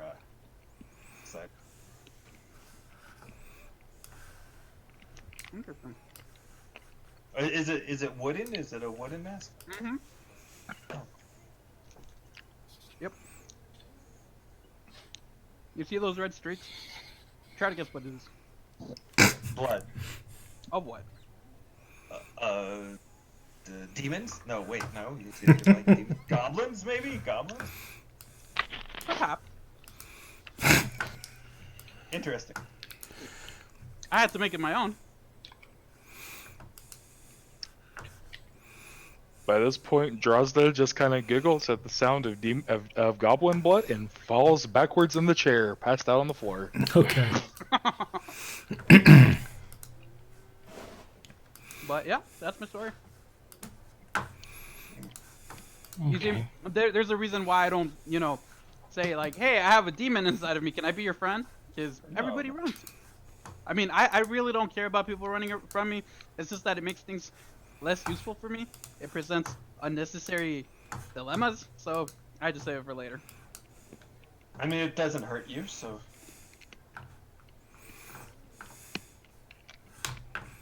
But yeah. Go ahead, Roldar. What's your story? Okay. Yeah. Sure. Okay, do you want the short version or the long version? We have time. So the short version it is. I come from a noble family. My father passed away recently, and I decided to travel around just to avoid the drama, the family, and avoid anything. Right, always sorry about you. Dad passing away is just too much to handle, so I decided to just move on. Just travel around. That's all. That's the short version.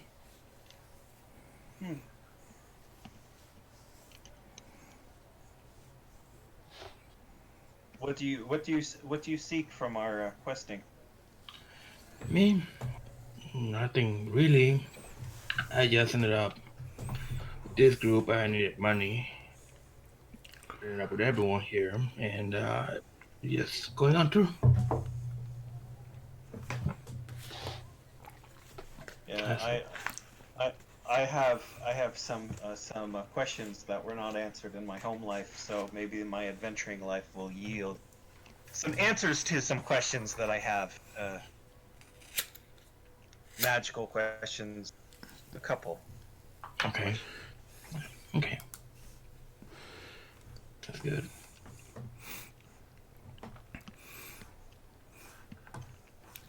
Yeah, especially if you meet what's her name? Mora.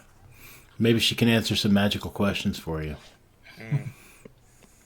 Yeah, one of these days I would really like to learn more teleportation spells, but it seems so far off from my abilities.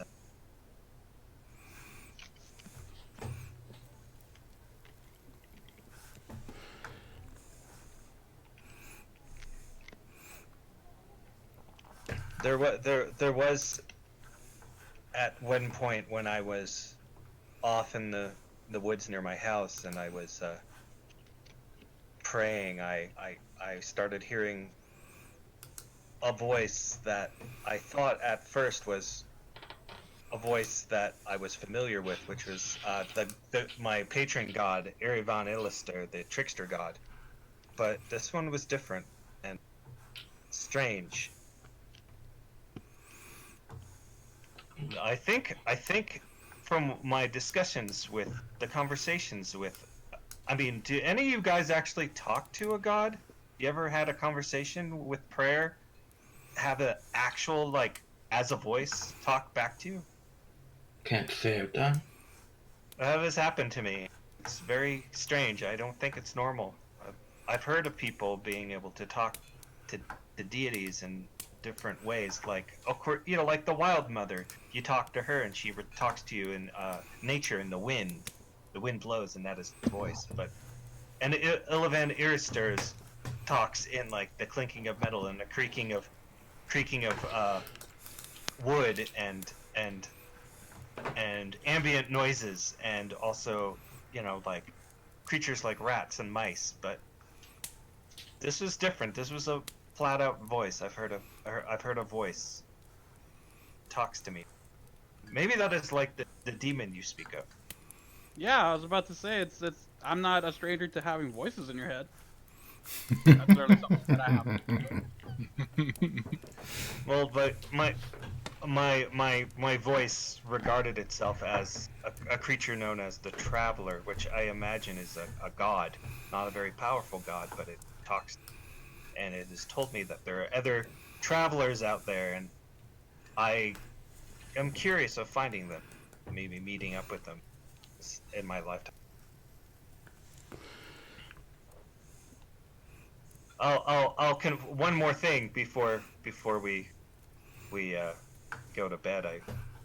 I tend to etch in wood. I like to scratch in the symbol of the Traveler, just to leave a mark to show that I was nearby, because recently the Traveler does not talk to me, at least since I've transported here. So maybe it will find me. Perhaps. I'd say consider yourself lucky. Well, at least you have something talking to you in the common language, or at least some language that you like. I've had to deal with a demon talking to me in Abyssal. Do you understand Abyssal? Yes. Okay, would it be much more frustrating if you didn't? That would be straight up. Yeah, nope, yeah, that would just be intimidating because doesn't Abyssal. Well, this would be me asking. Doesn't Abyssal sound like dog barking? Yeah. If you didn't speak it, you would have to find a translator, and that would be very awkward. Alabaxis. Translating. Alabaxis. Alabaxis. Do it. That's what I hear. Do it. It's Christian Bale's Batman. Alabaxis. There he is. Spider-Man!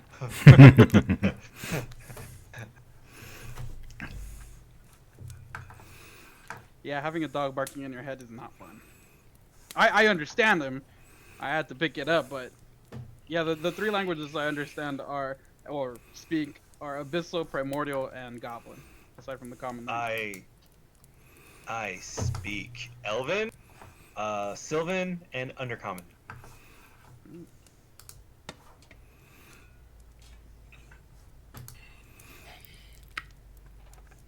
So I can understand pretty much any elf, as long as they're speaking a native Elven language.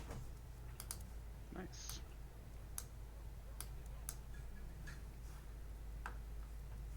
Okay. I've got dogs now. I don't know if you can hear them, but there's dogs. Oh, speaking of dogs, we have a puppy, or we have a dog. Oh yeah, Andy. Yeah. Yeah, that's right. Don't you just say, "Oh, Andy"? Andy's the best part of this damn game. Right. Andy's got his own token. He's got tricks he does. Yeah. Andy's dope. Where's Andy's sheet? Oh yeah, do we recall Rasham's story? He was somebody that was looking to prove himself, right? Right. Yeah, to become the leader of his tribe. Right. Yeah, he's on his. Rasham's on his pilgrimage. Yes, it's a pilgrimage. You're right. Yeah, Rasham's on his pilgrimage where he has to complete a certain Someone amount else of thinks heroic. Andy's the best as well. Where he has Ah, to where he has to complete a certain amount of Taki. If I butcher your name, I'm sorry. Of town? where he has to complete a certain amount of feats in order to return to his village to take leadership of his town village. oh.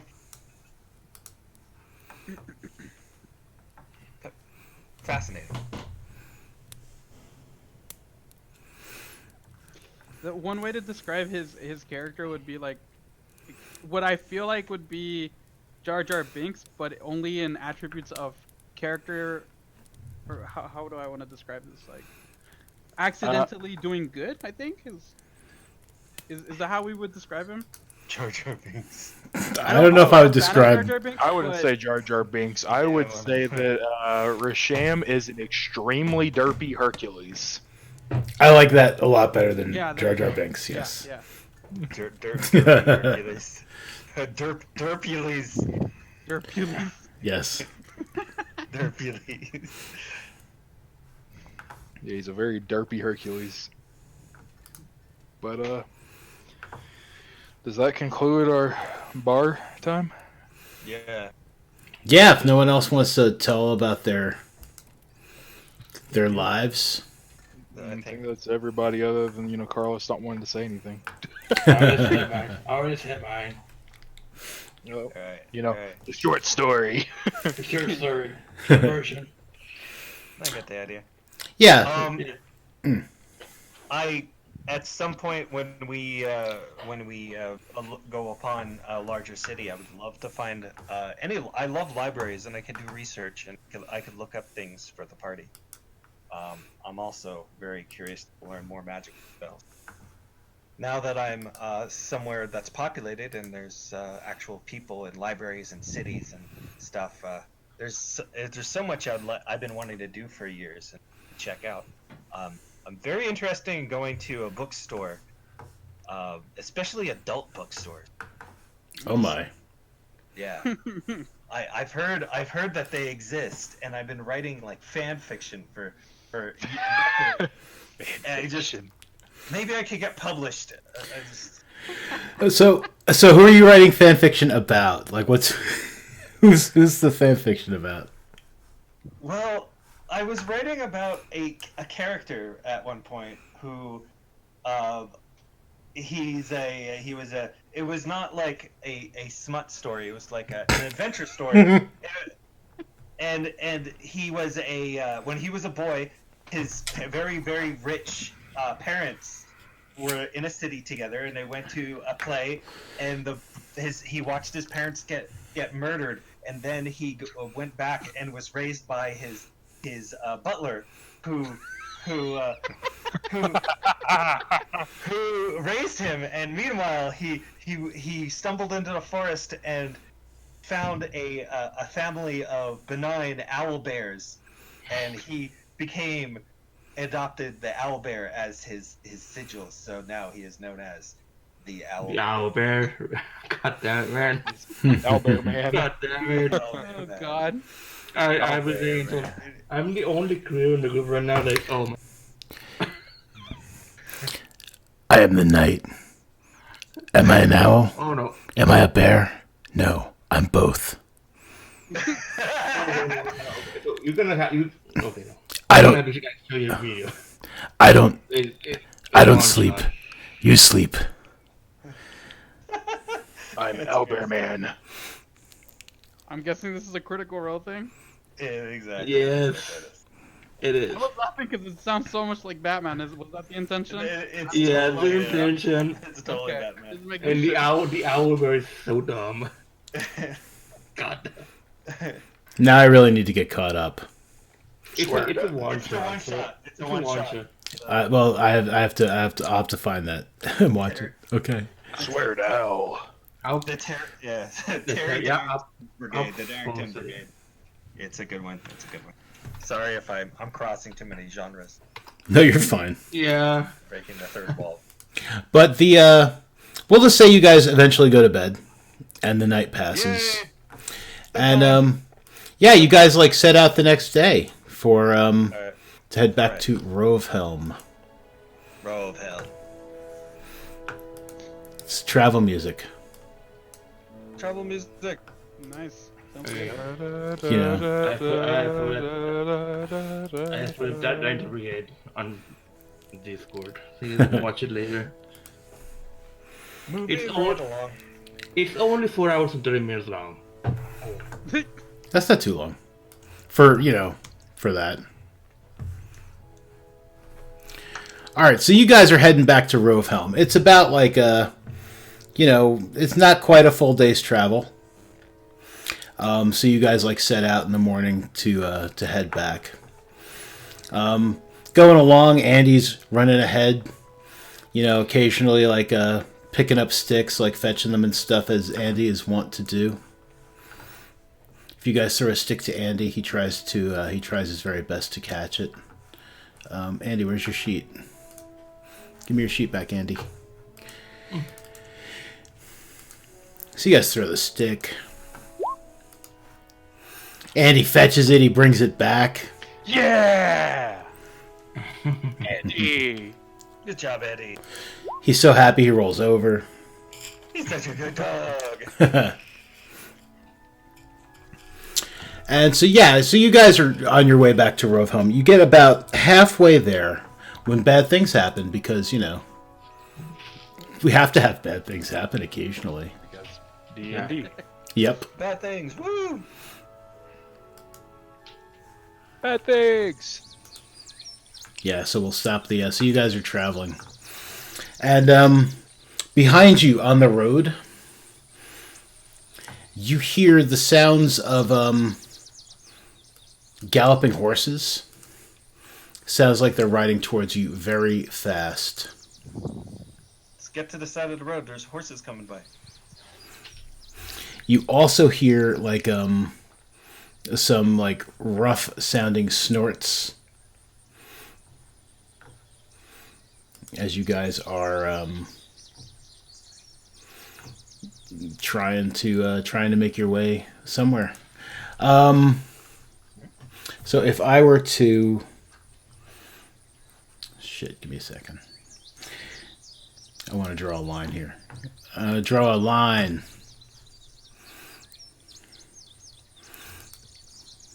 There we go. Let's move you to another page.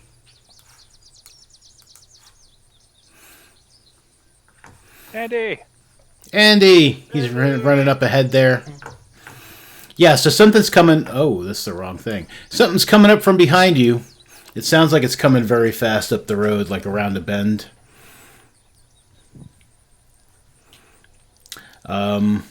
Yeah. What are you guys doing? Which way?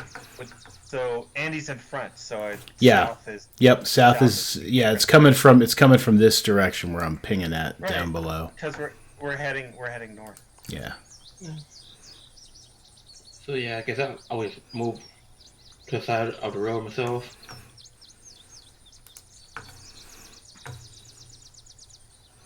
Okay. Eddie, get out of the road! Andy, someone get Andy. Andy, get out of the road. You're going to a damn cart. Let's do this. Let's who would like to have control of Andy today? Since apparently it came to him. Hmm? Is there a shaman Andy supposed to be guarding the church? Oh, were they staying behind at the church while you guys went to Yeah, they were. Oh. Okay, no worries. I saw him. Bye, Andy. Yeah, so that changes Blink things. That might change things. We'll see. Blink dog. Yeah, let's reduce the threat level a little bit, maybe. Okay. God. All right, so you guys have moved to the side of the road because it sounds like something very big is coming. Well, not big, like you hear a couple of horses maybe, and something like kind of snorting. When around the bend, Hide behind a rock. around the bend, you see two orcs on horseback. They are being led by something kind of resembles like just an uglier orc, and it is riding what appears to be a giant boar. It's hot. Oh. And as they are riding towards you,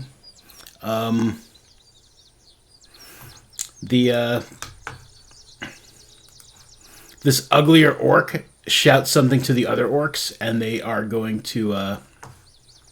They look like they're getting ready to attack. These orcs are pulling out javelins, and yeah, they look like they look like they mean business. Would I know what they're saying because I can understand orc? Yeah, he's just like, kill them. Guys, they're not friendly. Well, who would want friends like that with those ugly mugs? Roll initiative, I take it. Roll initiative. Yes. Click yo unit and roll it. Oh, my character sheet disappeared. Yes, I like music. Not bad. 16. Oh,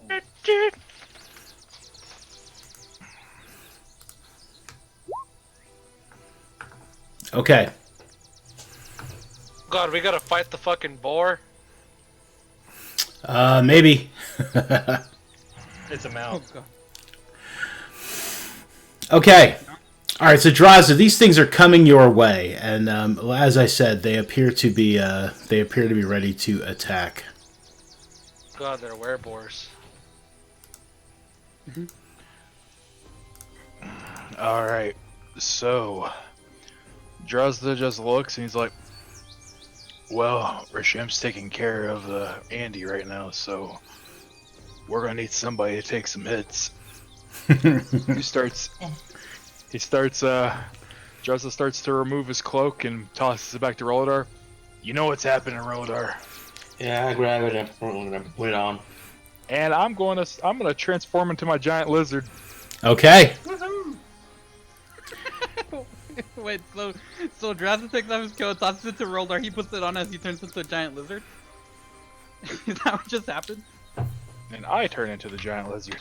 Yeah, like, Roldar put on your coat so that, and then you turn into a lizard? Yeah. Yep. I don't want to break my coat. No, that's fair, that's fair. And I'm not gonna let it drop it. Giant lizard. Okay, you have become a giant lizard, and that Alright. that ends your turn, or I have movement, right? yes, you absolutely have movement. Charge! I have 30 feet, so I'm gonna move. I'm gonna move into the street. I'm gonna take these hits, Okay. and that's end of turn. Okay. Roldar. Me? Okay. Yeah. The giant boar is currently being controlled by its rider, so Okay. it's not going yet. Okay, so... If it acts on its own, it will get that turn in the initiative order. But at the moment, it's being controlled. 60 feet away. I think I'm gonna move... I'm gonna start moving a bit. It's 10 feet. Mm-hmm. Take one of my arrows. And scream, "Hey, ugly!" And shoot at the guy on top of the wall. Okay.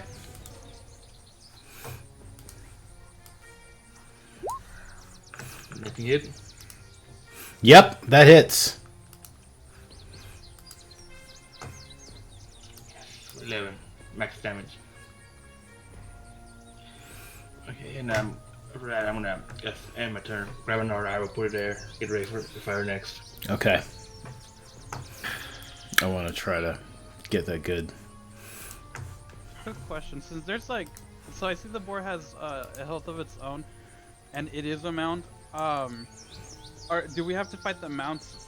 How would it work on a close encounter? Richard Dreyfuss makes a mountain out of mashed potatoes. I got it. What? Nothing. What do you mean? I guess I'm not. Let's say that I go up to the boar and the orc that is riding the boar. Who would I be? Would I be fighting both at the same time, or? You could potentially be fighting both at the same time. Potentially, you would attack whichever one of them you wanted to attack, and depending on what these creatures are going to do with their mounts, like their mounts may attack you or they might attack you. It's hard to say. Okay. At the moment, because I'll go ahead and I'll spill a little beans from behind the DM screen. I mean, they would have to at the moment, because none of these guys are seriously trained in this mounted combat thing. They can either have their mounts attack or they can attack. They can't all attack you at the same time. So because they're not trained, only one of them can attack me. These orcs, yeah, either the horse or the orc itself. Out of curiosity, since Roldar did hit, did he take damage? I was about to ask Roldar, what kind of arrow are you using? Oh, it's a regular arrow. Just a regular arrow? Okay. Yeah, the arrow just seems to just hit the guy and just sort of does no, it just bounces off. Oh, fuck. Okay. I don't. They all saw that, right? They all saw that, right? Yeah, probably. The guy seemed completely unfazed. Yeah. Oh, fuck. Okay. Okay. Yeah, and it was mad because it wasn't. I rolled an 8, which is the maximum amount to do. All right, DeWarren. You should switch your quivers, bro. Yeah. How the fuck do I know what the spell does? You can press the I. So I moved from behind the rock to where I am now, Okay. since we're done talking.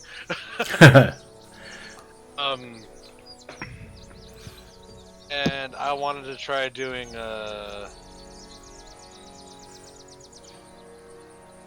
Actually, I'm just gonna have my two-handed sword ready. Mm-hmm. They get closer. All right, so if they get within range, then you're going to hit somebody, right? I am. Okay, dope. I die. Go ahead and end your turn. Okay. Oh, that might happen. All right, so this orc, he is going to ride up about this far. And I'm gonna die. Thank you for telling me that. no, you'll be fine. And he's That going might to happen. he's going to throw a javelin at you. He hits you for 4 points of piercing damage. And let me unhide their rolls. I hate when it always does the always whisper roll. I want to toggle. God damn it. Let me take care of this big boy here too. Okay, he's good. All right. So yeah, so you take 4 points of piercing damage, and then he continues to ride up, whipping out his great axe as he's doing that. He's not going to be able to attack you with it. He already threw his javelin, but he rides right up on you. And so yeah, you can go ahead and you can try to hit him or his horse with your jammy. Alright, so I use my two-hand sword against Yeah, you do. That hits him. him. Oh yeah! No, you got disadvantage.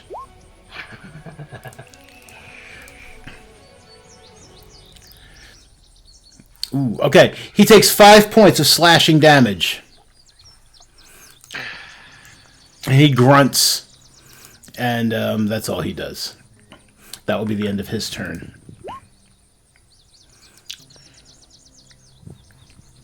Okay, the uglier orc boy. He is riding straight for the giant lizard. As he gets closer, y'all can see him. He looks like this. Oh! Sexy. Yeah. Airborne. I'm sexy and I know it.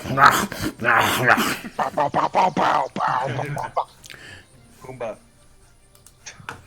And let's see what he gonna do. He takes a swing at the giant lizard with his maul. And that will hit. For 11 bludgeoning. Damn! Okay. Giant lizard, you've seen better days. Shit. Damn. And then this other orc is going to, he's going to ride forward. Roll die, right? Yep, he's going to ride up here, and he is going to chuck a javelin at Roldar. Let's give you that much freaking movement. On the horse, yeah. The horse has Damn, I want a 60. horse. Yeah. Don't kill the horse. Can I keep it? Yeah, probably. I mean, nothing stop you. If you kill the orcs and this like boar guy, yeah, I mean, absolutely, you know, take the horse. Yeah, so he misses you, Roldar. Yeah. Barely. And he also he starts like he pulls out his great axe. Alabaxis. Okay, I have an odd but potentially fun question. Not Sure. necessarily appropriate for right now, but Okay. you know. Mhm. If Drazda allowed, could he serve as a mount? Yeah, I mean, The giant lizard into battle with, and it's us two. I'm gonna throw it out there, bro. I don't move. Giant lizard doesn't move any faster than you. No, that doesn't. Well, I mean that doesn't matter too much, does it? It's just riding a giant lizard into battle is fucking epic. yeah, I mean, in theory, yeah, you could absolutely ride Drazda into battle if it was something he allowed. No, not really.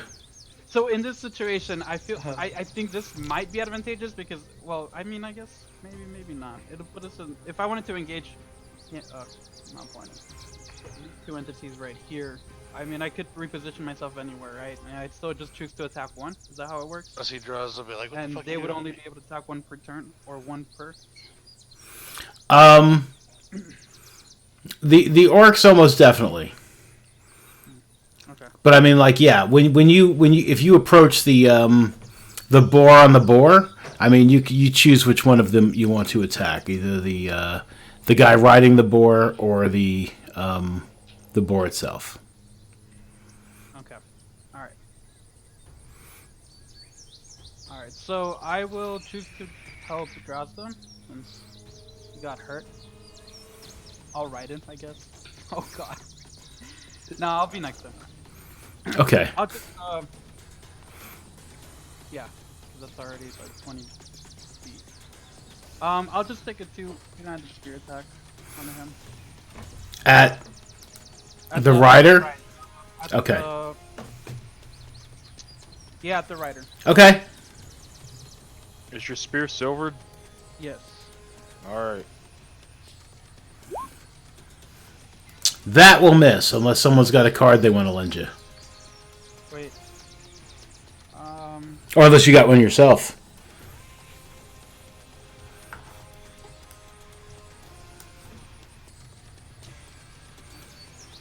I do have one, but I don't know if like that would help. It's with been that 1,200 points. No. Didn't we say you guys could do that once? I mean, you could do that once, One right? per game. Yeah. How much damage did he do to you? 11. 11. Oh fuck. Okay. I don't know if this card would add much, but You know, we can do it once. I'm gonna give him. I'll grant him advantage. Okay. Okay. All right. We should come. I should make a sound effect or something for that, right? I don't think you can do that for child points, though. Oh, that would be dope.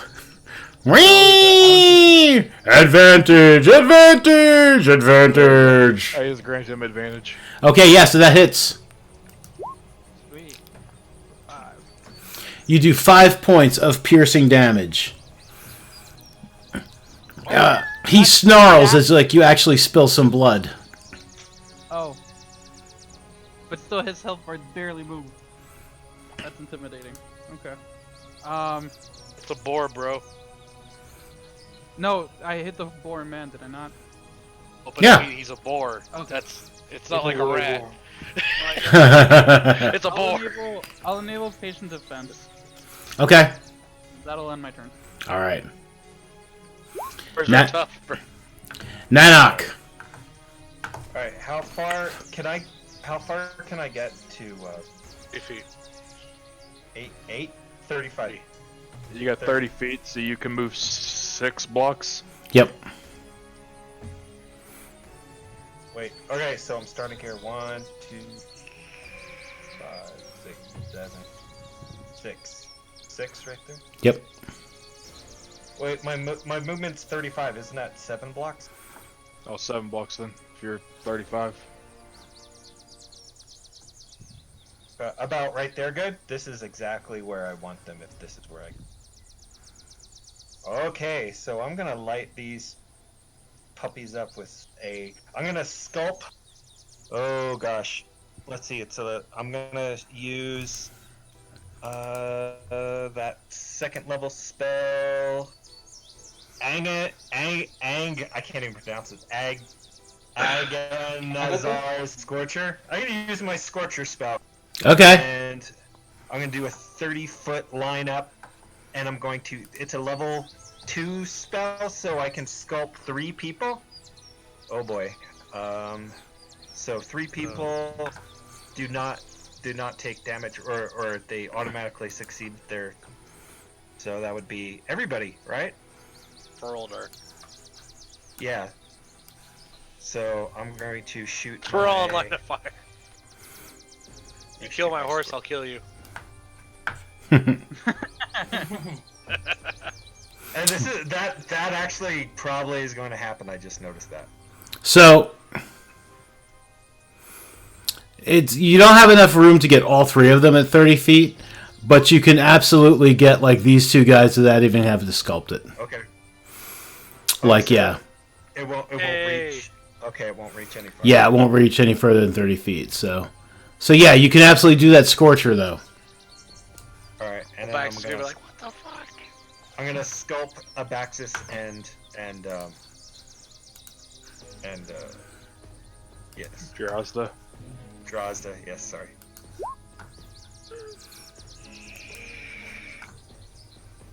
Do I have to?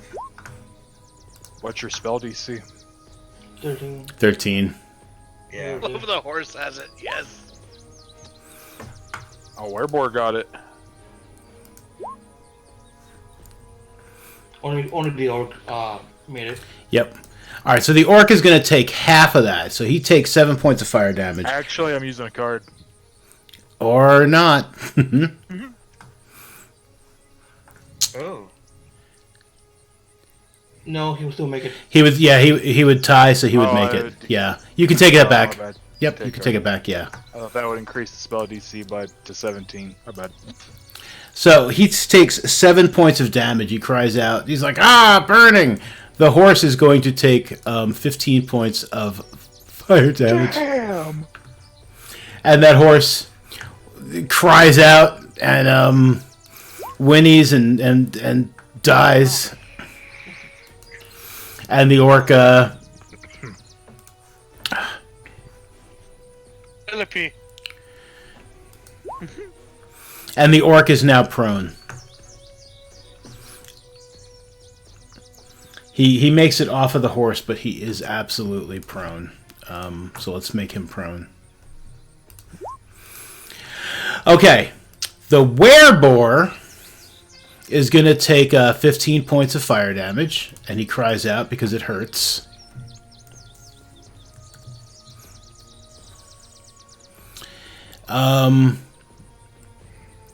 Where's all my saving throws at? There they are. The boar itself that he is riding takes 15 points of damage and squeals. You smell bacon.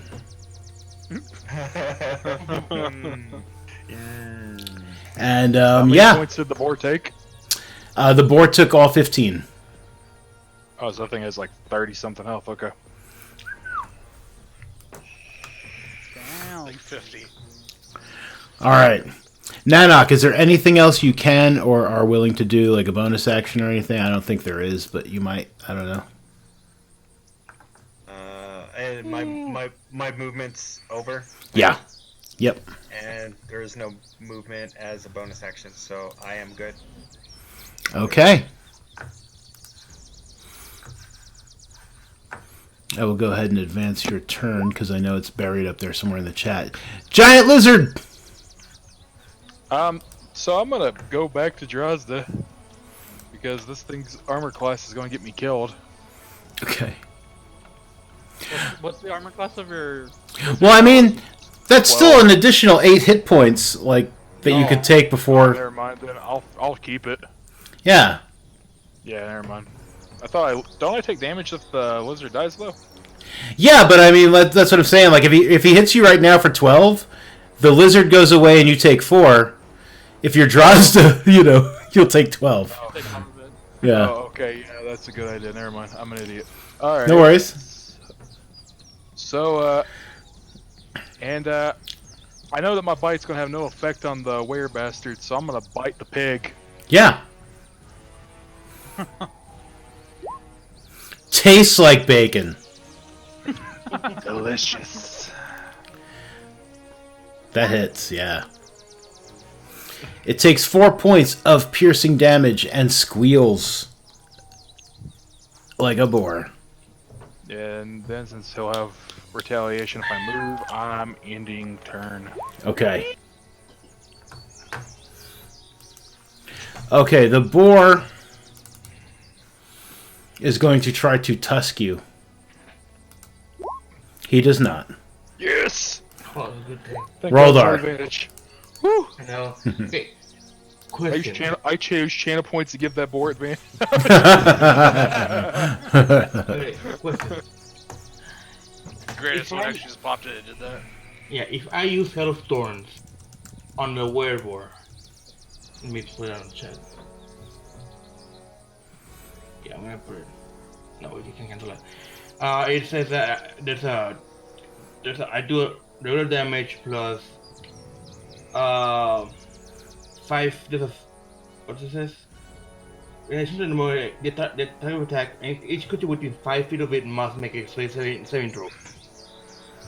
If I shoot the werewolf, the other axis and draws it to make the saving throw.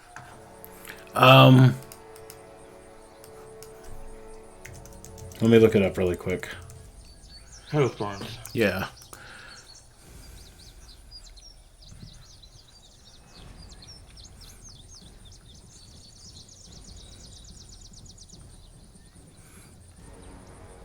Well, so far, So- boys, like I said, this is the best the giant lizard has ever done. Yeah, I mean, if you hit this, if you hit the boar or the horse, yeah, Alabaxis and Drozda the lizard are gonna have to make the, they're gonna have to make the saving throw.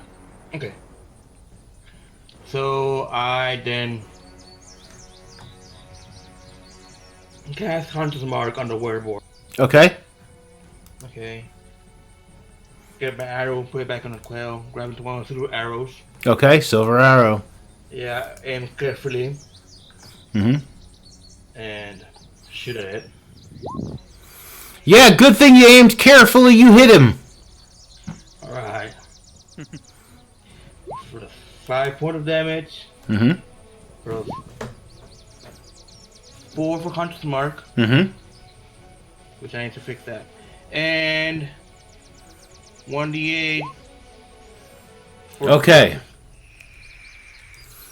So a total of 10. Yes. Okay. Yeah, he cries out, "The silver arrow seems to have done the trick. It really hurts." That's what he says. He yells that in Orc, so anyone who understands Orc, he yells out, "That really hurts." Bitch. Great. Okay. Now I guess I'm gonna end my turn right there. Okay. In the Nana because I'm really close by to them. Dewarren.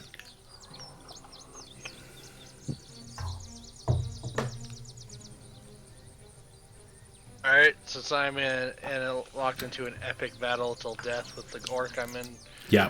fighting with, I am going to attack him again with my 2 hands. Yes. Yeah, that hits. The Warren's hitting today. Right? For another 8 points of slashing damage. Ow! Ow! He looks like he's really hurt. You get like this bloodlust look in my eyes and smiling, really just smiling. Yeah, and the sword is just like kind of like thrumming in your hands, like it really just really wants to put an end to this orc. And then maybe the horse too. Come on, Dewar, this will be fun. Kill the boar. Come on, sword. We want the Nice. horse to be faster to fight. I had my turn. Okay. All right, this orc is gonna like looking down at like his big gashing wound. He just kind of like smiles in a lot of pain, like there's blood in his teeth as he like swings his great axe at you. And he hits you for 7 points of slashing damage.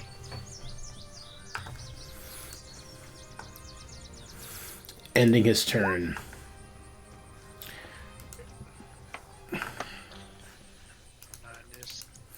Okay, this big boy here, he is going to, he starts swinging that maul around again. He is going to, he's going to swing the maul once at the giant lizard, hitting it for 10 bludgeoning. It dead. So the giant lizard is dead and has now become Drozda again.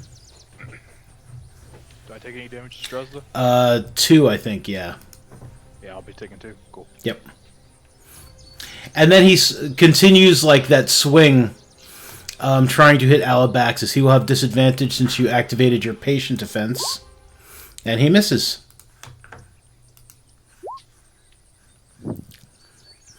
Alright, this orc here, he gets up. It spends half his movement to do it. That's not what I meant to do. I'm trying to just remove the prone condition from you, dude. Why can't I can't select them? Oh, because I'm on the GM layer? Because, okay, yep, dummy. He gets up and he looks at his horse and he's just like, that was my horse! And he's going to step up to Nanok and try to hit you with his great axe. Can I use shield? Absolutely.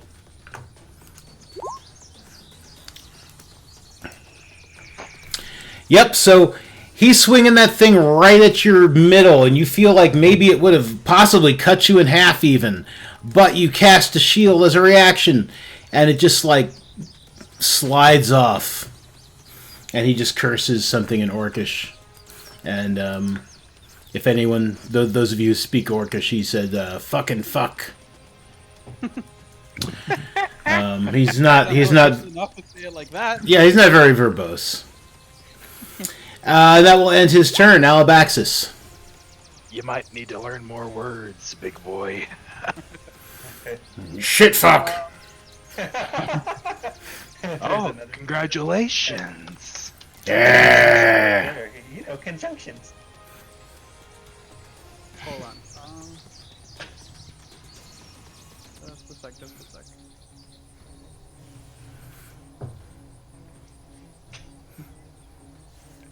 Alright, I'll try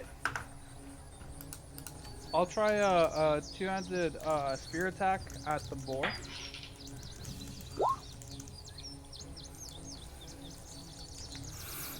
At the boar?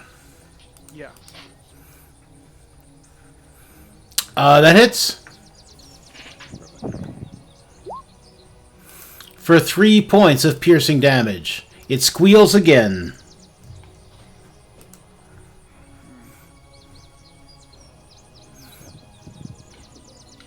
Alright, I'll enact patient defense once again. Okay. There we go. And I Nanok, this guy's like right up in your grill. He is indeed. I will cast. Shit is shit, shit, shit. Congratulations, you switched over to the other two of the two words you know. Ah, piss fucker. My bad, 3. So does Gust of Wind disengage combat? Or no, I can't cast it because he's right on. You could cast Thunder Wave. Yeah, I can. I was. It's not prepped. I can cast Earth Tremor. Yeah, I'll cast Earth Tremor. You could cast Earth Tremor, or you could absolutely cast Gust of Wind. There's no reason you couldn't. I'm gonna. Let's see. Yeah, let's do Earth Tremor. Okay. And I'm gonna sculpt Roldar, of course.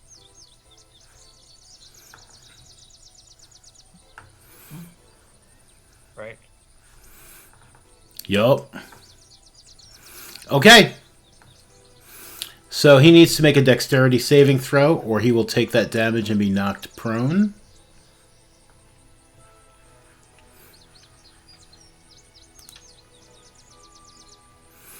There it goes.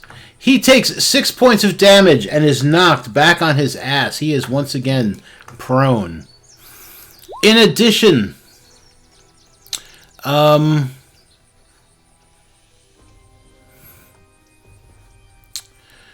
what is it? It's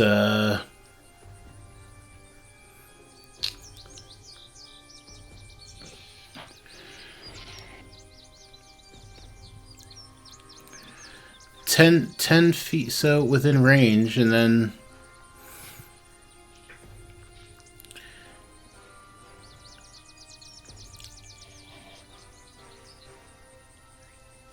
so is it just his square is difficult terrain until cleared? It's like not. It looks that way. It's a 5 foot. Is it in a 5 foot diameter, difficult terrain? Oh, yeah, it's just a square. It's 5 foot.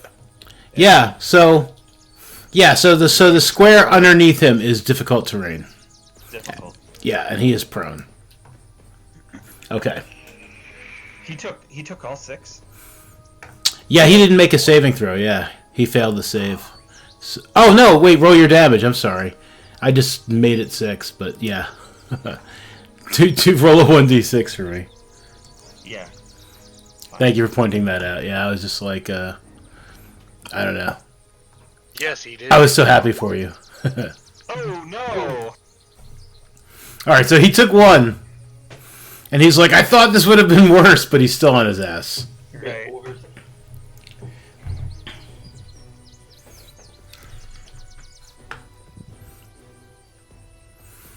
And then you can go ahead and end your turn unless there's something else you want to do.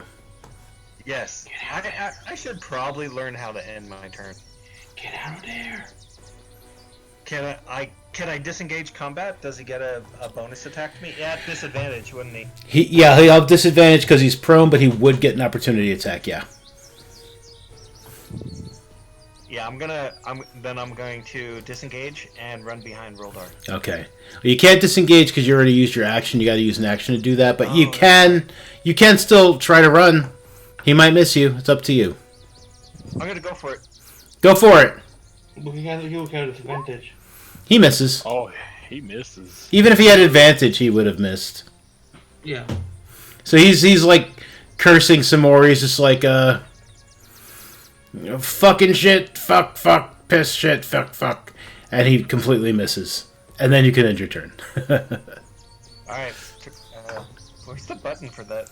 If you scroll up in the chat, yeah, it should be the little pink button underneath your. So it says, it's now your turn. It's an EOT Yeah. thing. If you could.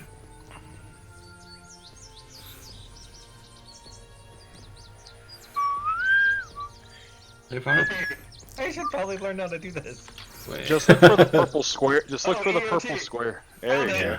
There we go. Okay. Drozda. So, even though it's not out, Druzda's smiling because he's going to moonbeam this Pat Bastard, whatever his name is. Yeah, okay. Let's drop a moonbeam. Drop a moonbeam. Drop a moonbeam on me, baby.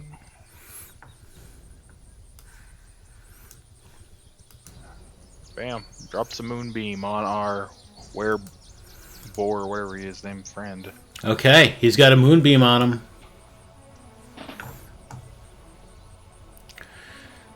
And,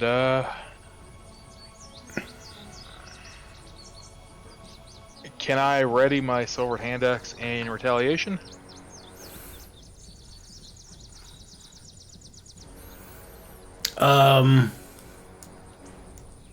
I mean, you can take it out. I don't think you could actually take the ready action because you cast a spell. But Oh, okay. you can absolutely like whip it out. Phrasing. Sorry. Actually, those are only throwable, so I'm gonna pull up my silver dagger and EOT. Okay. Okay, the boar needs to make a Constitution saving throw, and eventually it'll populate there. Gee, I was like, There we go. Whoa. Yeah, it saves. What is that? It's a 20. I got a 13. It saves. What is it? Half damage? Yeah, half. Okay. So it's going to take half damage. So it takes a 6.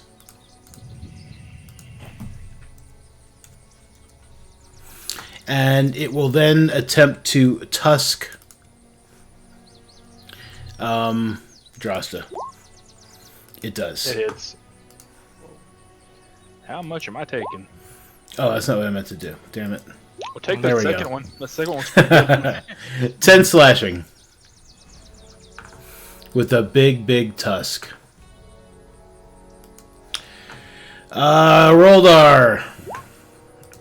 Okay. So I look down at the orc that's prone, Mm-hmm.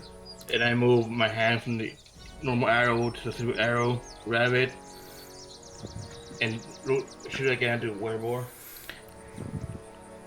Let me open my thingamajig.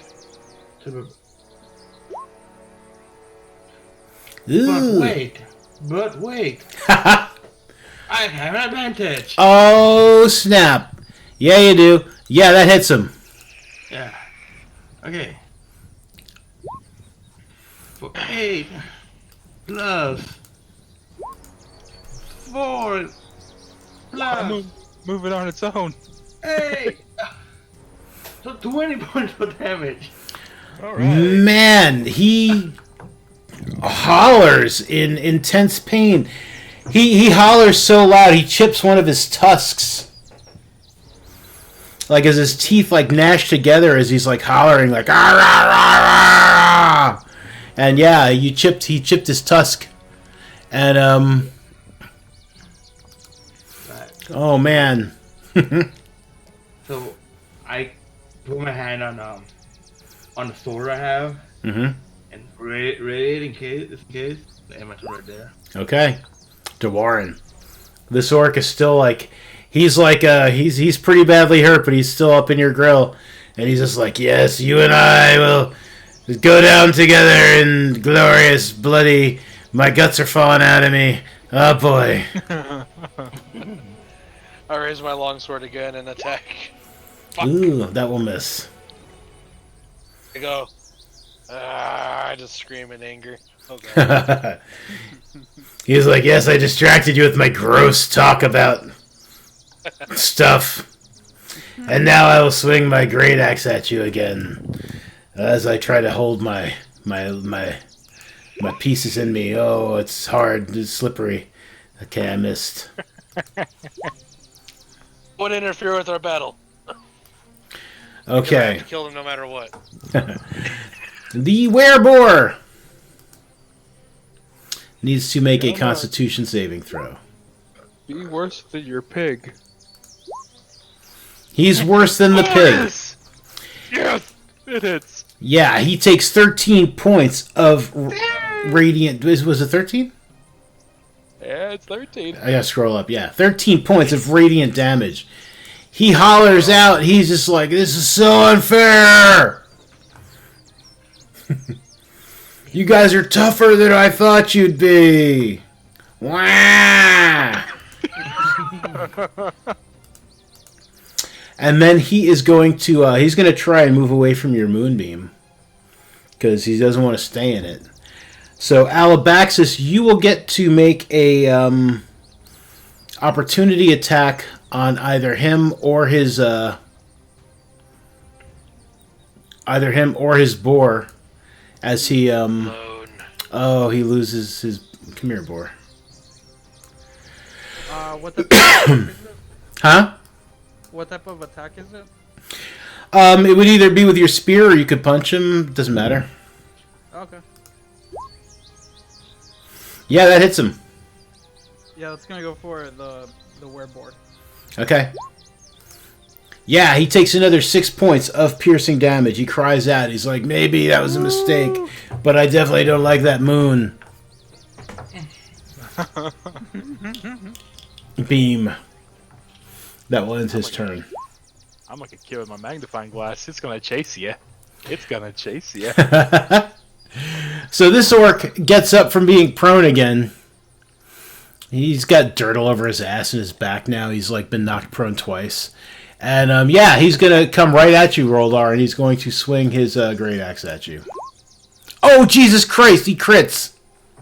Oh. no. For a whole 17 points of damage. So, but you're good, you're tough. You're tough. Yeah. And then the orc, like, he kind of, like, points at Nanok. He's like, I'm coming for you next, fancy boy. Shit, fuck, shit. Alabaxis. Oh, wait. Constitution saving throw to see if I can... Huh? Hunter's mark. Oh. Yeah, you're good. Hunter's mark. So Yeah. wereboard is not mounted on. He technically is. It's just, he is. yeah, I lost the thing that lets him carry him around. Here, I can put it back if it'll make it easier. I just feel like Oh we no, should. that's fine. Just. I just feel like we should say, "Let me talk about my best friend." There we go. Alright. Question: if I were, do you still? I think I already asked, but I forgot your answer. If I were to position here, do you do the like advantage thing that you used to do for positioning, or no? You would have +2 to attack him. Okay. Mhm. Would he have an opportunity strike on me, or no? As long as you didn't like run away from him and then come running back, like if you just move to the back of him, yeah, you're fine. Yep. Position, and I'll do again a 2-arm strike. That will miss. Let me try. Oh no, I'm sorry, that will hit him because you have the +2 because of the flanking. That hits him. Right. Okay. Yeah, you hit him. Perfect. So that's the secret out is wereboard does not have a lot of hit points. All right, so you come around behind him as he's just like, no moon, and yeah, I mean, Alabaxis, tell me what that looks like. So what I did was so he tried running from me, right? So that means that he took a turn to Drozda's left. They're facing each other. Mm-hmm. I managed to swing my spear, and as he was coming around, I dashed under the boar's feet and slid. I come from behind, jump through the back of the butt of the boar, and just stab him from behind. Then he did. Awesome. Nanok. All right. Roldar, are you wearing armor? I am. Yeah. So I can't. Okay. I'm gonna magic missile to put work in front of you. Go for it. Magic missile. Magic missile. Okay. Oh, and I guess hit points from that. Oh, I love Magic Missile. It's been a while. Boom. Yeah, hang on. Yummy. I got something for this. I don't get to do that often enough. Yeah, go ahead and roll a d4 +1, and it'll be times a 3. 3d4 or separate or just on their own? Nope, just 1d4 plus 1, and then all the missiles do the same damage. Dude. Oh. So that's 2. He takes 6 points of force damage as you hit him very hard with magic missiles, but it could have been harder. But he is knocked back. He looks really bad. He's like he's bleeding from his nose, and his one of his eyes is like kind of askew, and he's like, "I'll kill you, shit, fuck." Is Alabaxis wearing armor? Yes. No. No. Okay, so for my movement, I am going to pop right behind Alabaxis here, Okay. and find my end of turn. All right, Drozda. This boar looks pissed.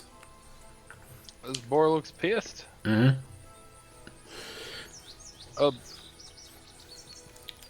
Out of curiosity, could I ride the boar? You could try to you could grapple the boar and try to grab onto it. Do you mean like could you ride it like as in? Yeah, can I make that a mount? Can I ride a pig?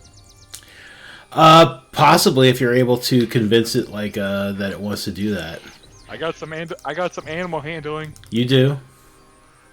But right now it's angry. Oh, it's angry. Okay. Yeah. Oh, never mind. Sadly, I cannot control my beam. Oh. But hang on. I'll give you some beam control. Oh, that's because it doesn't have a. Where do you want to move it? Just ping it. Right on top of the boar? right on top of that boar. Okay. All right, you move your beam on top of the boar. And I'm assuming I can't attack because of that, right? Right. Yeah, it takes an action to move your moonbeam. Well, I can't move. That's an end of turn. Okay. All right, he's gonna have to make another Constitution saving throw. Go ahead and roll your damage again. Move up the map.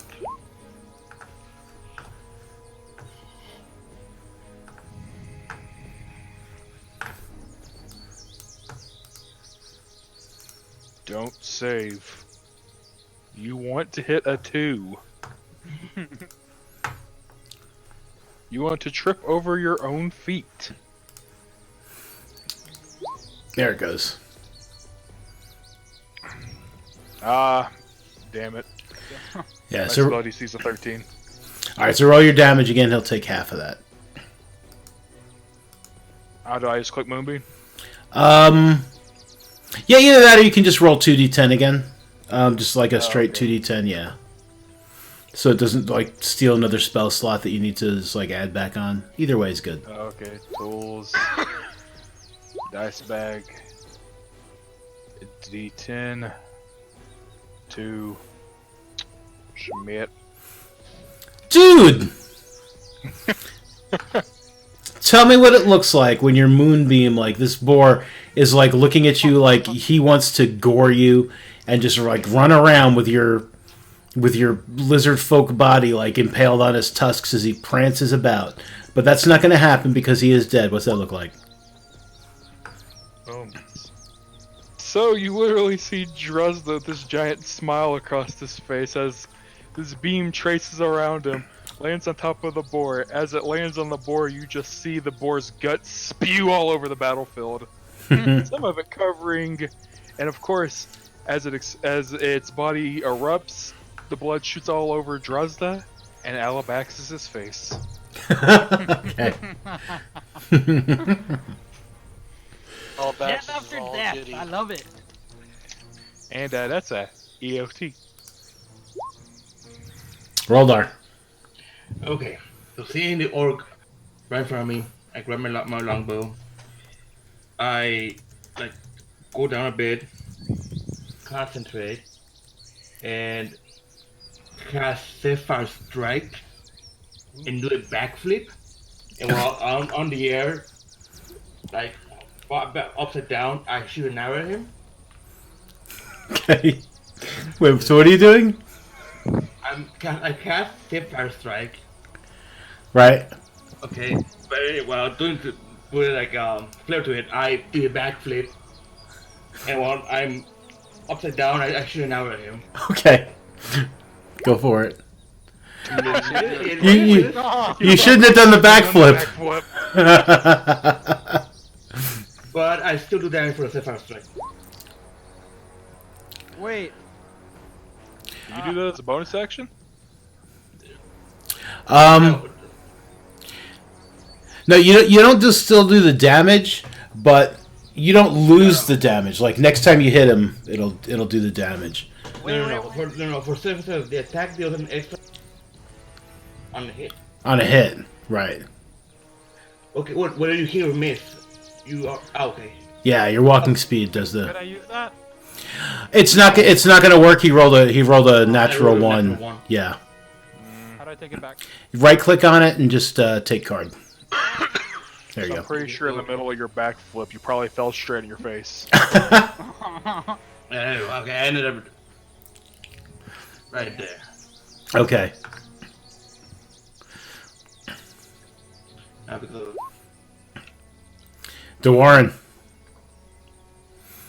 I get this lovely grin on my face as I strike at my friend. wait. Yeah, that hits him.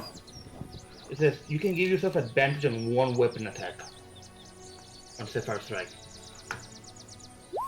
Oh yeah, it does say that. Yep. Once before the spell ends. All right, so let's. So you hit that orc, DeWarren. We're gonna get back to you in just half a second. You did hit that orc, dude. Yeah, okay. Yep. There's the 1d8 4 strike.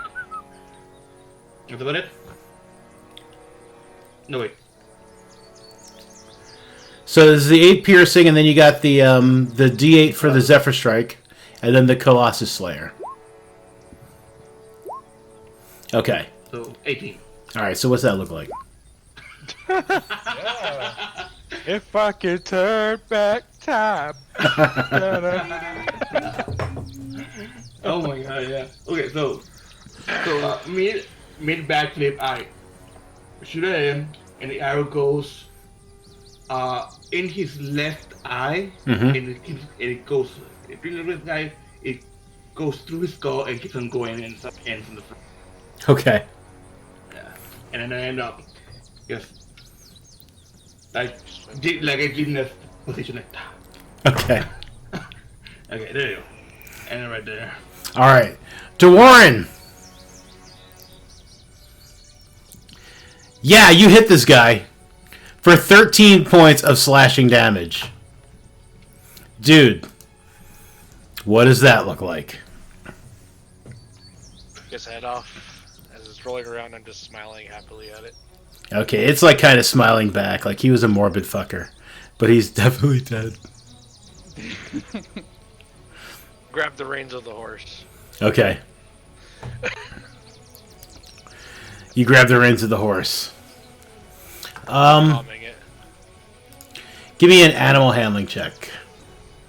It's gonna fail because I suck at this one. No. Maybe. Oh, god damn it. Horse kicks at me, so now I have to kill it and fight it till death. You just got like kicked a mile away. Oh, I have to fight a goddamn horse then. Oh. Oh, we fighting the horse now? I would say you don't have to fight the horse. I mean, you could just like let it, stomp on you or run away from it. I mean, it probably won't chase you, but it is not attacking you, but it is not calming down. It is like pulling away. It's like you still have the reins, but it's like it is pulling away. But that technically does take us out of the combat. Let me stop the combating music. So the other guy died? I missed him dying. Oh yeah, me too. Yeah. Yeah, everything's dead except for this horse, which is like whinnying and like it's like really freaking out. Albaxis, can you help me calm down? Or not Albaxis, Draza, can you help me calm down this horse I want? Sure, I'll try. It doesn't help very much. So the horse is trying to pull away from DeWarren, and this lizard folk guy approaches it. It just starts like screaming as horses are wont to do. And are you still holding the reins, DeWarren? I'm scared. That's a yes. Me now. Well, No, just give me a on top of the horse. give me a strength check. Okay, so the horse is like seriously trying to pull away from you, but you still got your hands on the reins. It has not knocked you down or anything, but it's like definitely pulling away. It doesn't want me. Can I try? I mean, Yeah, if you want to try an animal handling check. just I don't think I have anything So special in it, but why not try? yeah, so the guy that killed its rider grabs its reins, and the horse is freaking out. And then this lizard folk guy approaches it, and the horse freaks out twice as much. And then this guy, covered in blood and a mask, approaches the horse. And the horse is absolutely losing its shit now. It's just like... The horse is like, oh, what the fuck is happening here? I don't like this. I don't like this. And let's see. I'm going to give him advantage on this one here. It's not going to be... It's like freaking out like too bad. But go ahead and give me another strength save, DeWarren.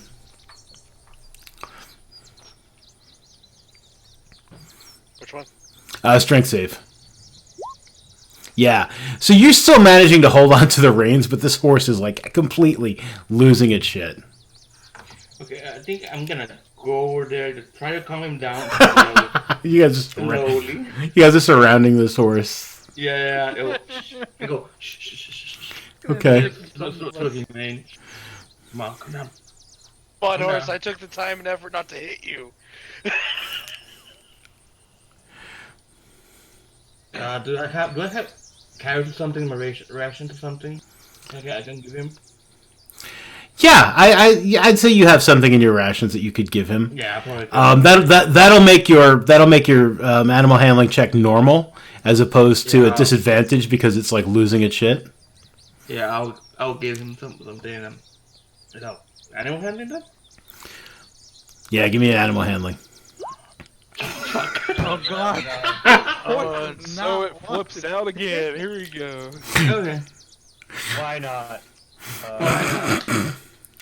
At this point, He's gonna burn him to death. Fuck this. You know, guys, that moonbeam is still there. I can bring it up. what is this, man? Every single one of us. So, none of our animal handling checks got there. I don't think this is happening, guys. No, it's not gonna happen. Okay. This horse, like, I'm gonna say, like, freakishly, it just, like, yeah, it's gonna bolt and just run as fast as it can. It tears the reins out of DeWarren's hands after all of those fails. And, yeah, it just runs, like, 120 feet away. Like, just screaming as horses are wont to do. Just gonna throw it up there. You should let DeWarren do a strength check to see if he goes dragging after it. I'm just... Yeah, sure. Go ahead. Give me a. Yeah, you get pulled. You get pulled along. So for the first 60 feet, you're gonna take. Oh, God. You're gonna take 4 points of bludgeoning damage. You can let go of the reins, or you can hang on.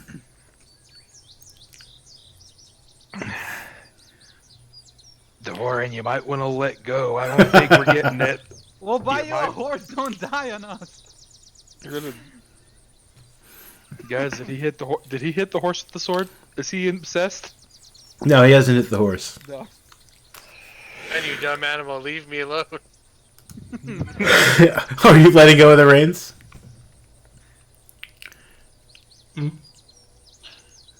mean, Doran. Yep. Yeah? Okay. Ditch the horse. Alright, yeah, the horse is just like... It's like, it's going like full-ass, like, serpentine, like, as fast as it can. Drug me 60 feet. Yeah, I'm good. Yeah. Come Okay. back all pissed off and just angry, and I just want to check out the body of the person I beheaded. That's what I want to do now. Yeah, the orc looks just like a regular orc. The body of that wereboar has shifted into just like a very like nasty looking guy, but like, you know, a nasty looking dead guy. So the orc was riding the other orc? Hmm? The orc was riding the other orc? Oh, the wereboar.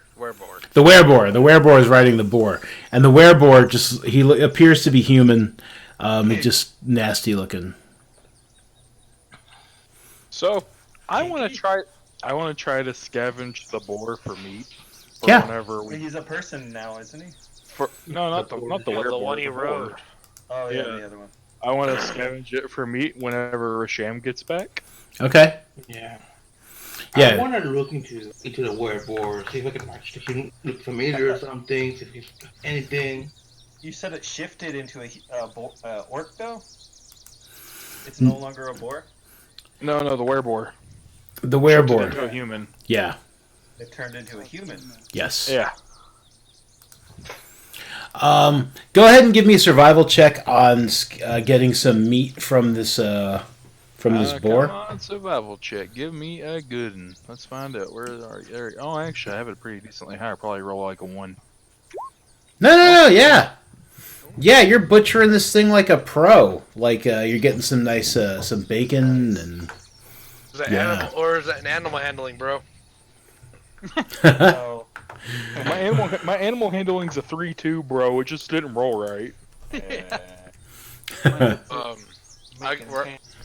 Where I'm at, can I check out the saddlebags? Had anything cool in it? Yeah, Horse absolutely. that died? Hmm. I'm gonna go and check with the wereboard, see if anything important, and if he looks familiar. We've seen the wereboard before. He does not look familiar. But, Of Axis. What? Are you- You're Okay. having fun also with that. Am I having fun with what? Doesn't. Oh, what? I can't get this stupid thing to flip me back. Stupid circles in the way. Fuck. Oh, interesting. ooh. For like kill myself. oh, the circle is in the way. Hang on. If you, like, if you zoom in on yourself, you, Thank you. yeah, Thank yep. Okay. This saddlebags everything cool from the dead horse. Yes. From the dead horse and the boar, I'm gonna adjust. I got to adjust this a little because of the one horse that got away. The fucker. I know. Oh my god! Yeah, it was like you guys just surrounded that poor horse, and you're just like yelling at it. Calm down! Calm down! It was my fault. I saying, set the guys. other one on fire. You should have let me moonbeam the horse. I'm saying. Okay, so 400 copper.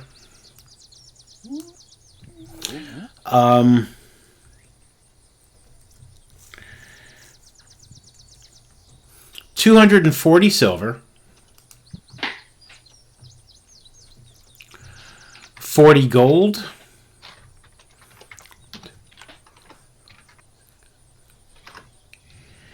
Uh, 5 gemstones. They're kind of like on the smaller side, but they still look like they're valuable.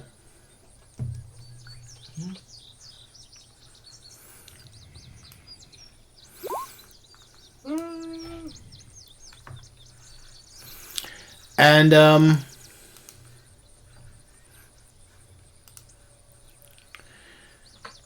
the orc had a potion in his pack.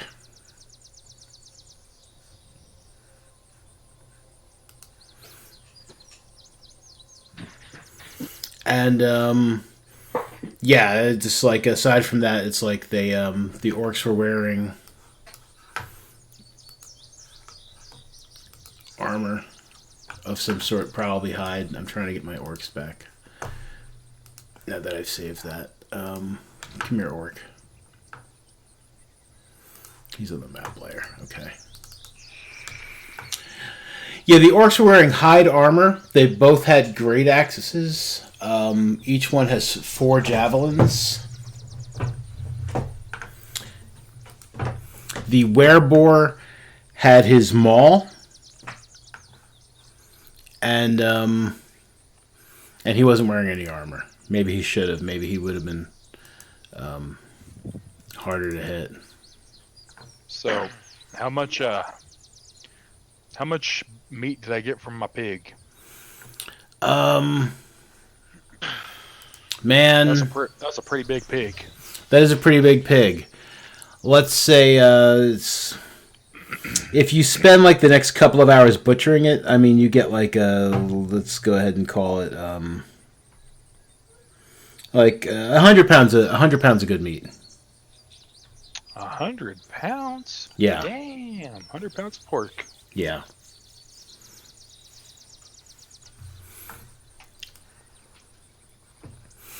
$100 porky pounds. Question. I'm gonna be able to carry that, right? If you guys split it up amongst yourselves, like you could carry it, yeah. Yeah. A question. Everybody want to carry 20 pounds? That's divided by 5. A question for you on the money. Are we including Gavin in the share, or just the 5 of us currently? We couldn't Gavin the share. Apparently, if I add 20 pounds to my weight, I'm over my carrying capacity, according to the sheet. Don't worry about it. Don't worry about it? Yeah. Alright. So how much do we each get in terms of meat and money? 20 pounds each of a boar. So pork. Money, 10 gold each, 13 silver, and 3 of us get 3 copper, and 2 of us get 4 copper. 13, so So 10 gold. 48. How much silver? And how much copper? 2 of us get 4 copper, and 4 of us get 3 copper. So Wait, what is it? Wait, 400 copper? We had 400 copper though. that's dividing it all up. 5. 6. You're making it way too complicated, man. So let's do it. Let's do it like this. Okay, let's do it like this. Let's divide 400 by 6. It would be And, 8. whatever is missing, we'll put it on for later loot. That make sense? Sure. So it's 400 divided by 6, wouldn't it be? Yes. So we get each one will get 90, right? 66.6 repeated. So somebody gets 67. Okay. I'll say one gets 66, and then we have 1 apart for like an next loot or something, or for money for food or for something else. That make sense? Sounds good to me. The other coin goes into the bank. Yes. We have a bank, Or you could give it to Andy. Andy gets a coin. and they get the gun. Okay. And then It's Andy's collar. So how much are we doing? 240 gold, right? 6 is 40 silver pieces for each. And then Chat. yeah, I guess I got that right. Okay. no, it's 6 gold pieces. Oh, 6 gold pieces. So I Yeah. lose 4, so 86. And then whatever's missing is Or silver and copper. six copper, and then one copper for bank, and 4 gold for bank. That will be like the party fund. Party! Get fucked up. That will be way easier to distribute. I'm gonna put it in. If you guys are okay with that. Where did the gemstones go? Is it on? We got Oh, we have- 5 we have- of them. We can find them, so we'll keep them. We'll keep them apart. We can what?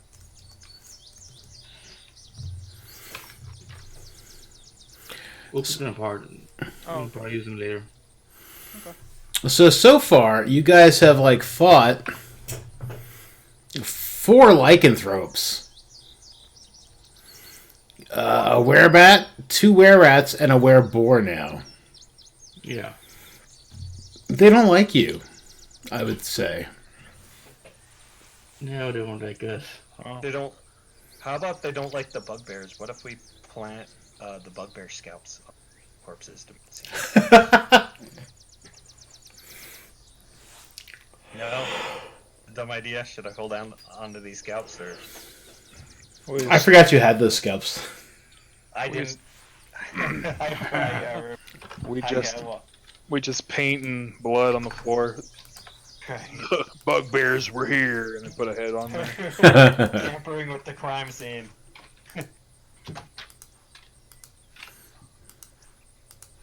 So, have we divvied up the money? Yeah, we just did that. It's Oh, 66 copper, I didn't add. Okay, 66 copper. I put it in the chat. 40 silver, and 6 gold. And you have each gotten a new Oh, new card. card. And I think this is where we are going to end it Ooh. for the evening. 40 silver. These lycanthropes definitely, they definitely want whatever it is like they think you guys may or may not have. I would say that you guys are probably easily recognizable at the moment. We're what? Easily recognizable. Oh, Alright. Okay. Well, they keep on coming after us. Yeah. Okay. So, question: Can I use a player character sheet as a bank, or no? Yeah, go ahead. Yeah. Perfect. Yeah, go ahead and use We'll that go as the back to bank. that one. That's fine. Yep. What was the other loot? There was also a potion. we don't know. It's just a potion, or do we know what it was? You have no idea what it is at the moment. Okay. There you go. Use the player character sheet as a bank. Can I identify it? You could cast Identify, or you could take a sip. I think I'd rather cast Identify, but I mean, is it really worth it, or should we take it to town and have it identified? We're pretty close to Mora. She can identify it. Yeah. Yeah, she'll be a lot cheaper than 100 gold. Well, you know that once you get that pearl, Yeah. that's not consumed. So it's like as long as you, Really? yeah, it'll always tell you in the spell description, like if it gets consumed upon using. So it's like the spell Identify. It's just a pearl worth at least 100 gold pieces and an owl feather. Let me think of. Do I even have a pearl yet then? Probably not. None of these gems have been a pearl yet. No, But you can probably find one. But like if you take a look at Find Familiar, the spell, Yeah. you'll notice it says that the components, like the 10 gold pieces of charcoal, incense, etc., are consumed by fire. Like other spells with those, like Raise Dead, I think. Raise Dead will tell you that you need a diamond worth at least 500 gold pieces, which the spell consumes. So once you get that pearl, yeah, I mean, it doesn't consume it. You've got that pearl. You can cast Identify after that at ease. Okay.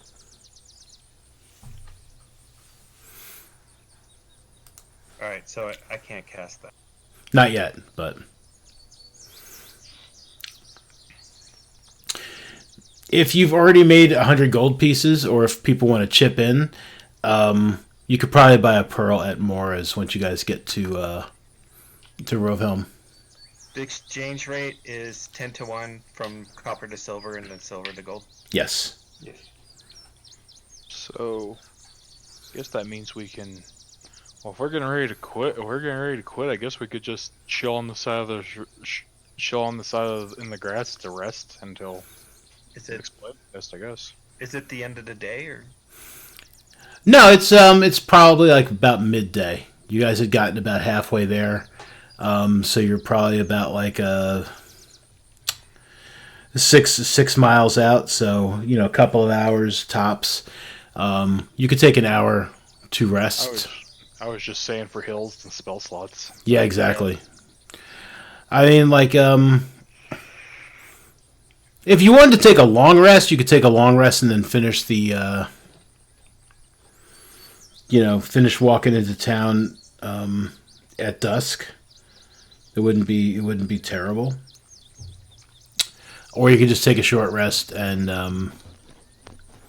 get to town and be cool, because I will tell you that, like, yeah, you're just gonna get to town with no trouble.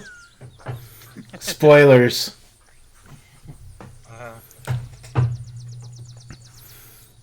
But yeah, I think that's gonna do it.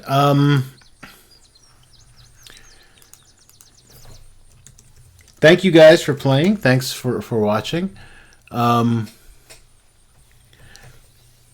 Follow everybody on their various Twitchers. Twitches. Twitchies. Twitches. Twitch Eye. Twitch Eye. I believe I will be back tomorrow night with Ghostbusters. I'll be playing Ghostbusters tomorrow night. Shrouds of Antonine Saturday. Orphans and Owlbears Sunday. And Asylum Tuesday.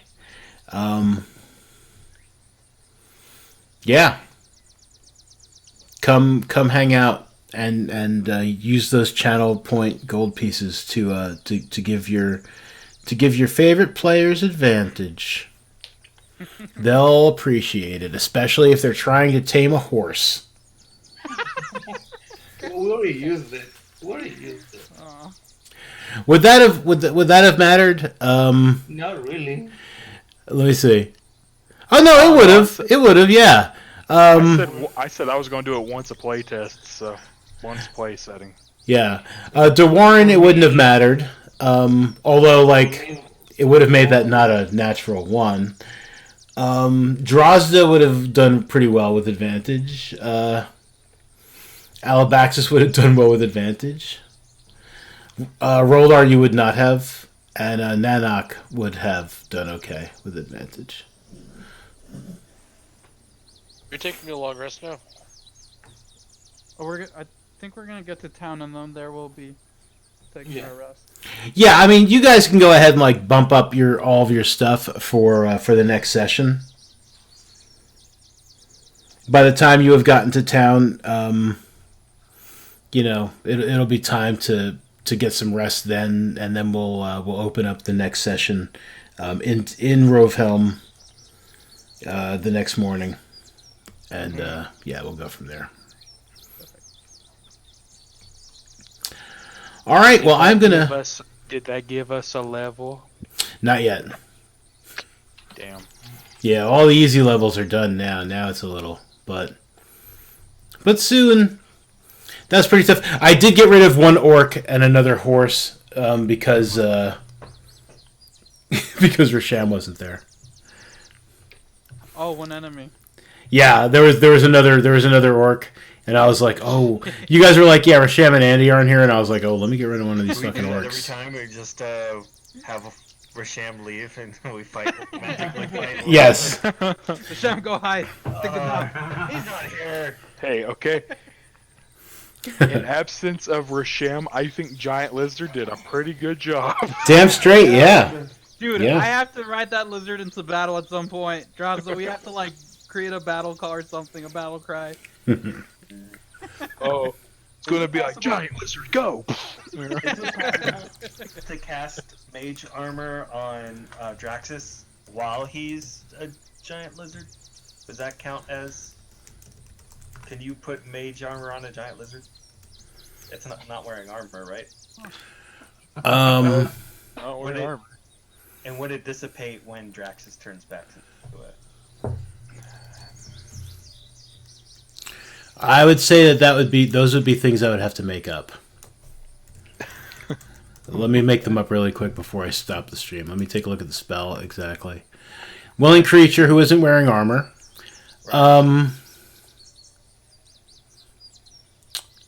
Does Drazda wear armor normally?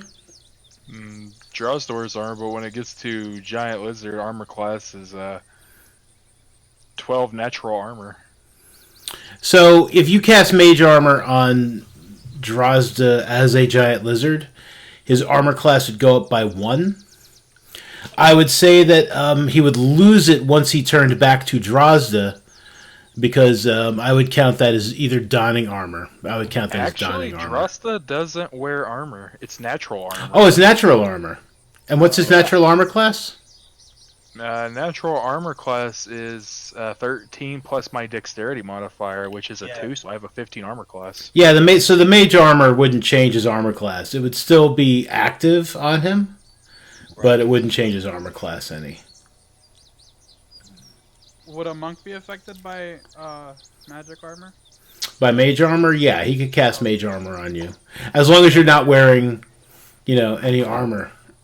And it wouldn't affect the advantage that I get for not wearing armor? 'Cause there are some, right? There's a reason that a monk wearing armor is not viable? Lowers it or something like that? Or am I misinterpreting what it was?